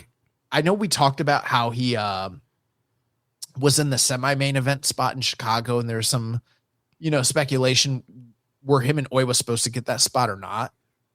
But he's also in the main event here, and I'm kind of wondering, like, maybe I need to go look to see how many high-end top of the card matches Oleg has, because maybe that's starting to tell us something. And with him knocking Yuto Ice out with those power bombs, starting to kind of make me a little bit of, I'm like, maybe they got something for the guy. Maybe now's the time to really decide, like, do we want to do something with him? Yeah. And Shingo might be the guy that they start that with. Yeah, and that should absolutely rock for a main event style and timing. Yeah, I think that Shingo and Bolton is going to be a really great matchup. I can't wait to see Yuto Ice knock out Takeshita. That should be a very hard-hitting matchup. Here's the thing I'm not excited about that match. I don't want Tony Khan to see that shit.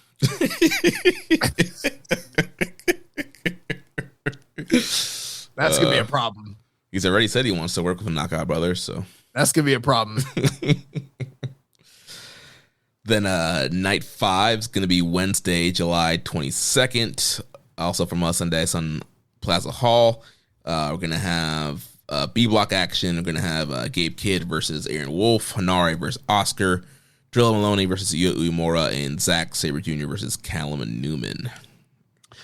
Kidd versus Wolf is really interesting because we were supposing at the time that Wolf was already going to have gone through Hanare and Shooter before getting to Gabe. But without that buffer there and having a lot of time off, I mean, I'm sure he's working some undercards, but a lot of time off and then going into Gabe, that's just such a different change of pace and look. Maybe there is a little bit of, I know Gabe's not working a House of Torturism style, but there's some similarity there. And Wolf has been kind of in the House of Torture, vortex for the first half of the year. So maybe that's going to help prepare him there. But I don't even know what to really expect from that match in general. Yeah, that's going to be very intriguing. I think it's going to be a big test for Aaron Wolf. And yeah, I think wrestling Evil and Narita and all those guys, maybe, that's going to help him here. But yeah, I think we're going to see how does he deal with a guy that's going to want to brawl on the outside and have to be in kind of that outside environment. I think it's going to, put him in deep waters and really test him. I think what makes Wolf work is him firing up and the other guy showing ass. And I'm not saying Gabe's not giving, but is he going to want to stooge in that specific way for such a green guy? But granted, a very popular, big name, but yeah, that one's interesting. Plus, is Aaron Wolf going to lose to Gabe Kidd? And what are the implications there? If he beats Gabe, are we talking about like a white belt shot? Like, what are we looking at here? This one's double gold dash. Hanare and Oscar, that's one where you don't got to work the leg. Yeah, you just have a hard-hitting matchup. And that's going to be good. Drilla and Yuya, one of the best matches from the New Japan Cup, but with a very controversial finish at the time. We get part 2 here. That's going to be very good. Mm-hmm. And if we recall, Drilla lost to Yuya, so you kind of have to wonder, like, what's going to happen there. I'm pulling for Drilla personally. Same. Again, that kind of speaks to the 50-50-ish booking. And then Zach and Callum, very interesting. Yeah, big time matchup there in main event. It's also, got some British pride on the line here. And so, yeah, I'm really intrigued to see what Newman does with Zach.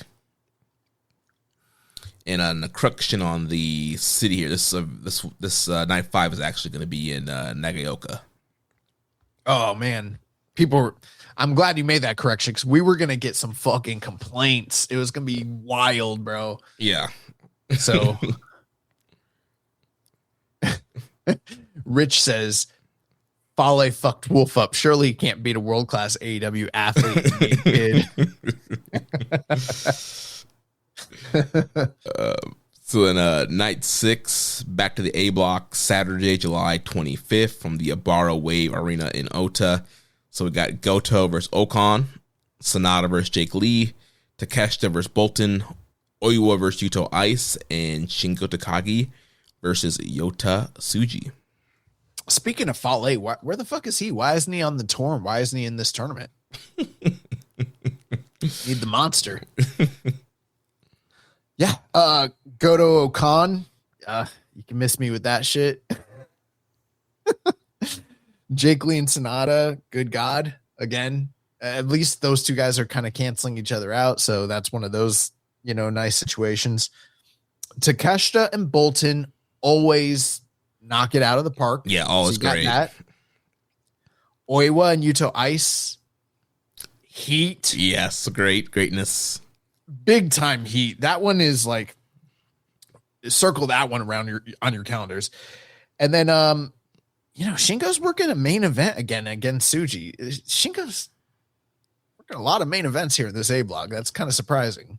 Well, I mean, he's a big name, top star, former world champion. Loses a lot. Yeah. He was in the semifinals. What was that? 2 years ago? A year ago? Well, hey, we talked about Tsuji going on a run at some point to beat the old champions. Shingo's probably going to beat him here. So I would anticipate that. And then his beating the champions is the defenses. Which would probably speak to, if we're going to get those defenses, then it probably means we're not getting, that might be like the telltale that we're not getting the Q4 title defense against the G1 winner. But like whoever wins the G1, they better figure out what the fuck they want to do between August and January. But, because they got a date at the Dome and it's on January 4th. Yeah, then, I mean, that would be a great fall for Tsuji if it's like, September, it's Goto, October, it's Shingo, November, it's whoever else. That could be solid. Zach. Yeah. Well, no, Zach's in B block. He's in the other block. Yeah. Yeah, but I still think they're going to get to that match. Mm-hmm. Like those are the three names that he has, is like Shingo, Goto, and Zach. So I feel like he needs to get to those guys. Yeah, but that'd be a great fall though. Of course, this might just be like, the wishful fan fulfillment, like when people used to be like, well, what about Taichi-kun? Yeah.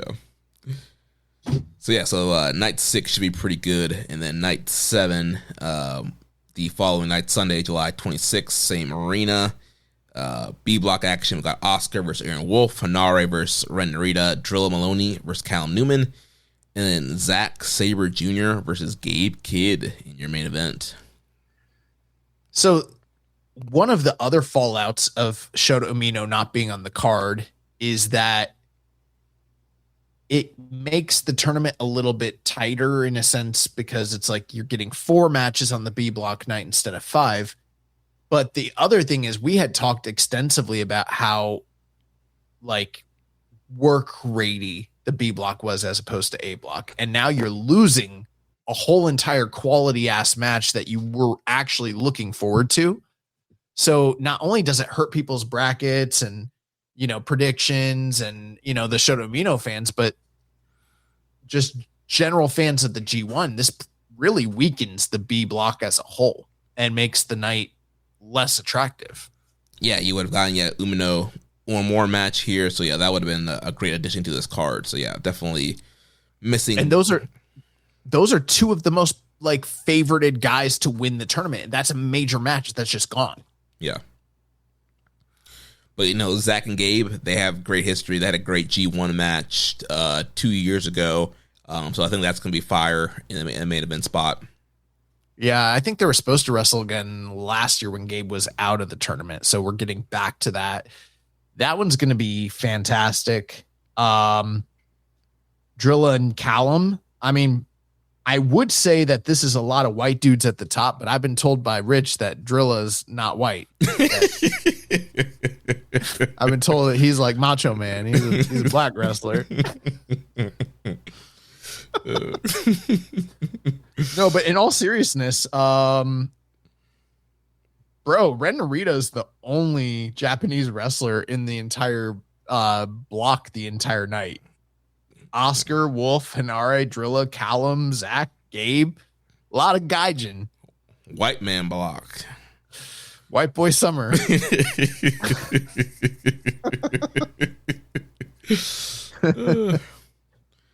Yeah. Oscar, Aaron Wolf. That will probably look very much like Fale versus Aaron Wolf. So I think you know what? That was disrespectful of me. I'm saying Aaron Wolf is not Japanese. He's half, right? He's mixed. Yeah. But for some reason, I don't know. I see the name Aaron and I just think American. Red so let's go to Japan out of New Japan. I have to retract my statement. Aaron Wolf is in fact, he is Japanese. My bad. They're really after having a lot of time off, like 4 or 5, it's coming one after another. 4, 5, 6, 7 this week. Let's go. Yeah, we had the nice, one night, several nights off, then 2 nights, several nights off. Now, yeah, we're pedal to the metal here, picking up with 4 nights here. I'm gonna have to tell my wife, I know that I told you I was gonna do renovations and take care of things, but I gotta watch this G1. Aaron Wolf is wrestling Gabe Kidd, and I've got to figure out what the fuck that looks like. I gotta come in with these hot takes. Oh man, you like your life, don't you? I mean, this is going out on Patreon. Like, how are we gonna afford? Got a mortgage to pay. Yeah, because I'm a fucking homeowner now.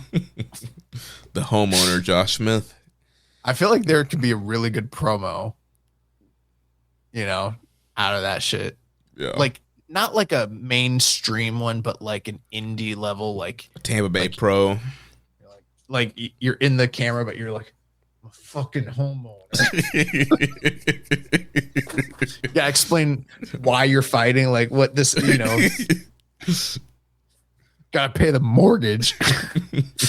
I don't want to hurt you, but I have to, because I gotta pay this fucking mortgage. I can't let Tico cut the power off. We don't have Tico. We have the other people. We got Duke. Oh, Duke. There was a dude. There was a man from Duke at my fucking door last night. He says that if I don't put some money in his hand tomorrow, they're shutting my lights off. I like you. I don't want to hurt you, but I have to. Oh man. Florida government, you blah blah blah, whatever they are, utilities, they're gonna shut my water off, bro. So you lose a tooth, I get water. It's a fair trade-off. Got to put food on the table. Seth Rollins, you're trying to take food off of my family's table. Well, that's going to do it for our G1 preview. The one thing I had in the news, did you see the whole Kadani interview that came out? So Does he still work here? No, but he was interviewed for something that's called Weekly Playboy. It's Playboy, but it's in Japan, and they have Weekly Playboy. Well, he was interviewed there, and there were several things he brought up, and one of the things that he talked about, they were asking, about the sale of New Japan. He kind of mentioned that they were initially starting to think about a sale once AEW started, kind of seeing how hard it would be to continue to break through globally. And then he talked about, the real kind of sign that he, knew things were essentially going sideways is when Netflix got the Raw deal, like seeing how much money WWE was getting for that. Like, there's no way like we could match, that kind of resources into New Japan that Netflix is pouring into Monday Night Raw. But then he also mentioned something else that helps speed up the sale. And this is, I guess, maybe he's working, I don't know, but he mentioned, Tsuji's whole comments about, Bushiroad, the whole, you're treating the wrestlers like cards. He's like, yeah, I went home, I couldn't sleep. I thought about that all night. And yeah, that helped us essentially speed up the sale of New Japan. I'll just say it. This shit wouldn't happen under Harold May. Harold May's not staying up at night after wrestlers' comments. Bro, I need someone to be like, Harold May's not coming through that door. Harold May's not running down that aisle. Harold May's not going to show up in a VTR taking a shower for some weird fucking reason. Or he gets a call from somebody. Look, Kadani, he doesn't like the fucking company, but I don't know. I hear he's still backstage for some reason, so I don't know. Mark.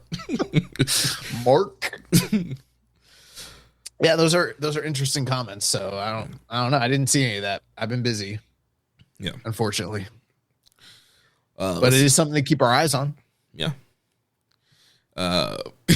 Rich said we just accepted that shower vignette too. Bro, when you I'm speaking to Rich, when Rich, myself, and Jeremy got done watching Dominion 2017 and we declared it the greatest wrestling show of all time, we full-heartedly were also referencing the fantastic, new president introduction for New Japan Pro Wrestling. That's part of it. It's not just the Bucks winning the tag team titles. It's not just the 2 out of 3 falls, crowning achievement of Kenny Omega's career. It's also Harold May running 2018, whatever. It's also Harold May in the shower with his wrinkly fucking old white man skin and the beads running down his back. And someone calling him on the cell phone, him patting himself off with the towel and then running down like the Ultimate Warrior, but the weakest Ultimate Warrior you've ever seen. Like, that's part of the lore of what makes that show so great. Absolutely. Well, let's do a few off-topic questions here and then wrap up. Death Triangle 720. Any specific stories like to see be pushed in this year's G1? Yeah, Oleg is a fucking idiot. Doesn't know how strong he is. I say just seeing the young guys being pushed. I would like it to be alluded to that, like, oh, this was Shooter's year. Even though in kayfabe that doesn't make any sense. I'd like for them to just be like, damn, it was going to be Shooter's year. Now what the fuck happens? Let's figure it out. We know that Umino was slated to win, but it's anybody's game now.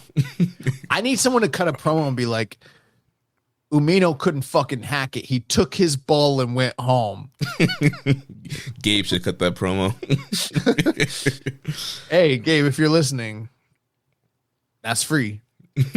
It's not free. You got to shout us out, but it's free. He also asks, what would you say worked about the G1 before the pandemic compared to the G1s we've gotten for the past 2 years? Better wrestling. And, back to traditional 2 blocks. Nah. 4 blocks is a great idea. People that thought of the 4 blocks idea before it happened, they were smart men. It just didn't get implemented properly. It's like socialism, People say it can't work, but it can work. You just got to do it the right way. He also asked if you can make a new faction in the company, who would be your picks? White men. Basically just New Bullet Club. I would, I feel like you need like a lariat faction. So you got Shingo, Kojima, Oiwa, Bolton.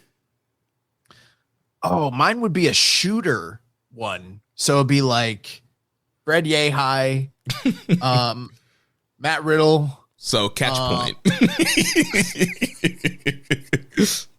Yep. No, because this one would have what's his name? God, what's wrong with me? Who's the dude? Wears the cutoff shorts? Tom. Oh, Filthy Tom. Tom Lawler. Was he part of Catch Point? I don't think so. No, I don't think he ever worked Evolve.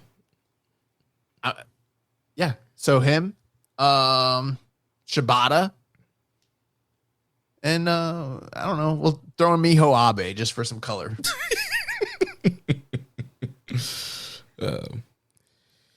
He also asked, do you think New Japan's format of their schedule could change due to new ownership? One thing that has been brought up before is the LOL period after the G1. During that fall time, not much exciting things happen that is groundbreaking. What if they move some things in their schedule? He did put LOL like as LOL, but I think he means like the lull, like LULL. Here's the one thing that I've heard talked about. I can't speak to it being factual, but given the fact that these companies own Abema and they're both television companies, I really wouldn't be surprised if, and I think Kadani's comments about TV revenue and streaming deals and how hard it is for them to break into the West because of the TV deals that AEW and WWE have, I think that kind of speaks to them probably understanding the other aspect. Now, I know business in Japan is different, but the other aspect of revenue that their business model has been lacking in. Almost all of Japanese professional wrestling at this current time, while they have different avenues of revenue, it's all primarily tour-based. Mm-hmm. And now they're owned primarily by, television companies that do live sports entertainment. I wouldn't be surprised if the format and the presentation of the company changes to try and change it more towards, I don't want to say a weekly episodic presentation specifically, but don't be surprised if long-term that becomes much more the focus as opposed to tours. Yeah, I think there was some rumors of that. Yeah, the potential, some kind of weekly, more televised, formatted product could potentially come from this thing. Well, I don't know how successful it was, but Noah had the Monday Magic shows. Yeah, those are very popular and had a lot of good reception from the fan base. I do wonder if with the right presentation, the right platform, and enough money behind it, could New Japan as a television or a streaming product, what would that look like? And it would definitely change what the entire trajectory of the, for some good and some bad. There might be some things we lose out on because if they have to move away from a strictly touring model, it might not mean the same structure of tournaments and, traditions that people are accustomed to. Yeah. Not just the fall between G1 and Wrestle Kingdom. We could have the whole year. Yeah. Siamese Twin Cobra says Monster Sauce defeated KOB during World Tag League last year and never got their title match. So do wins and losses matter or not? Depends on who you are. If you're Zane, if you're Alex Zane, no. If you're Road Dogg, no. Why would it be no for Road Dogg? He said that wins and losses don't matter. Oh, I'm not that plugged in. Sometimes they do. Sometimes they don't. Yeah. That's the simple answer. Yeah. Poor Monster Sauce. Just a Little Bear 01 says, don't recall it coming up last week, but thoughts on the career and retirement match announcement of Tomioka Hanma. I did not hear anything about the retirement match of Hanma being announced. However, we did overlook that they did announce the retirement match for for Tenzan. Tenzan, which will be we already knew it was going to be at the G1 finals, but it's been announced as a singles match against Jeremy's favorite New Japan wrestler, Satoshi Kojima. Let's go. But yeah, Hanma retirement. So that's going to be next year. Did you see what it is or who it is? I didn't hear anything. No, he just announced that he is retiring next summer. So it's also, there's still plenty of time to figure out who it'll be, what format or whatever. But yeah, I think that Hanma, was just never the same after coming back from the neck injury. If people have never seen Hanma pre-neck injury, Hanma Mania was running wild. All the never matches with, Ishii and all the hard-hitting stuff, his G1s, the lovable loser that just had all these great, incredible matches. And then, the neck injury happens and he's just never the same. And so kind of a sad, twist there to the career. And so, yeah, it's probably about time for him to hang it up. A lot of people don't even know that, like, that Tomohiko Hanma is like one of the godfathers of deathmatch wrestling in Japan, but all of professional wrestling. Like, I believe his matches in Big Japan, he's credited, I don't know it's 100% true, but he's credited as like being one of the first innovators of using light tubes in wrestling matches ever. He was like a long time Big Japan, like mainstay, like world champion. Like before he ever got to New Japan, he was a deathmatch guy. A lot of people don't know that. Yeah, look at his forehead.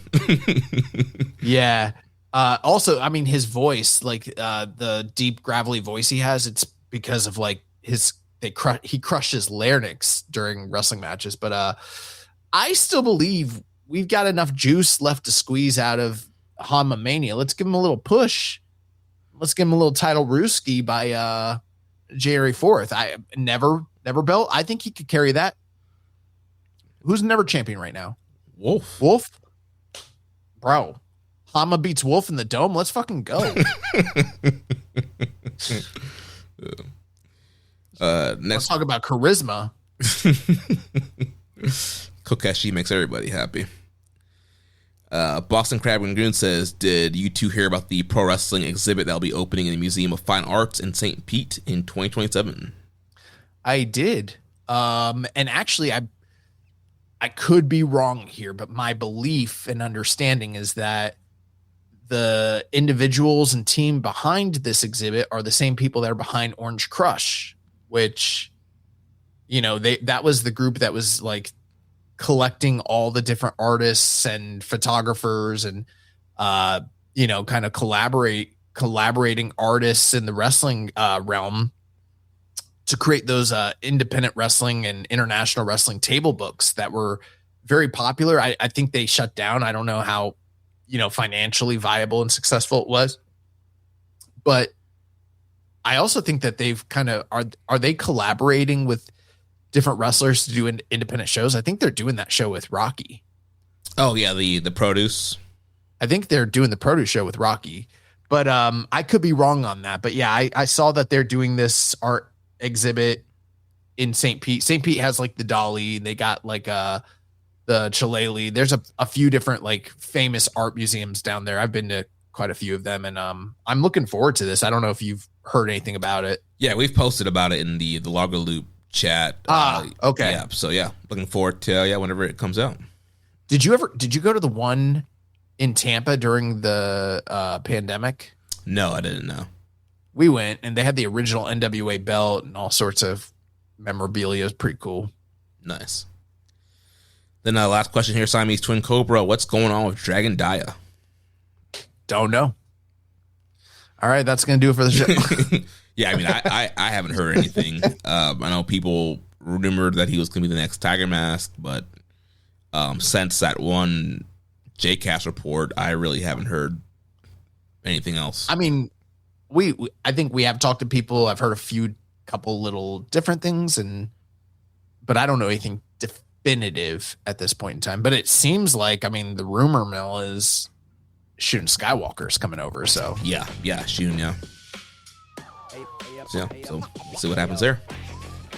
Well, that's gonna wrap it up. So next week we'll be back to review nights 4 through 7 of G1 Climax 36 and cover all this news in the world of New Japan Pro Wrestling. Remember, if you want to watch our show live or listen without ads, sign up at patreon.com/KIStrongstyle. You can also make a donation by visiting socialbooks.com/donate and clicking on the donate button under the Keeping It Strong Style logo. Make sure you connect with us on social media on X Blue Sky. Follow us at Cast Strong Style, at Social Suplex, at Jeremy Donovan, at YB_Josh and Liger. On Facebook, follow us at facebook.com/Social Suplex and the Wrestling Squared Circle Facebook group. On Reddit, I'm the Pro Black Guy, Josh Keepin It Strong Style. On YouTube, we're at Social Suplex. Join our Social Suplex Discord server to interact with us and other wrestling fans. You can email me, Jeremy at socialsuplex.com, and check out all the other shows that we have here on the Social Suplex Podcast Network.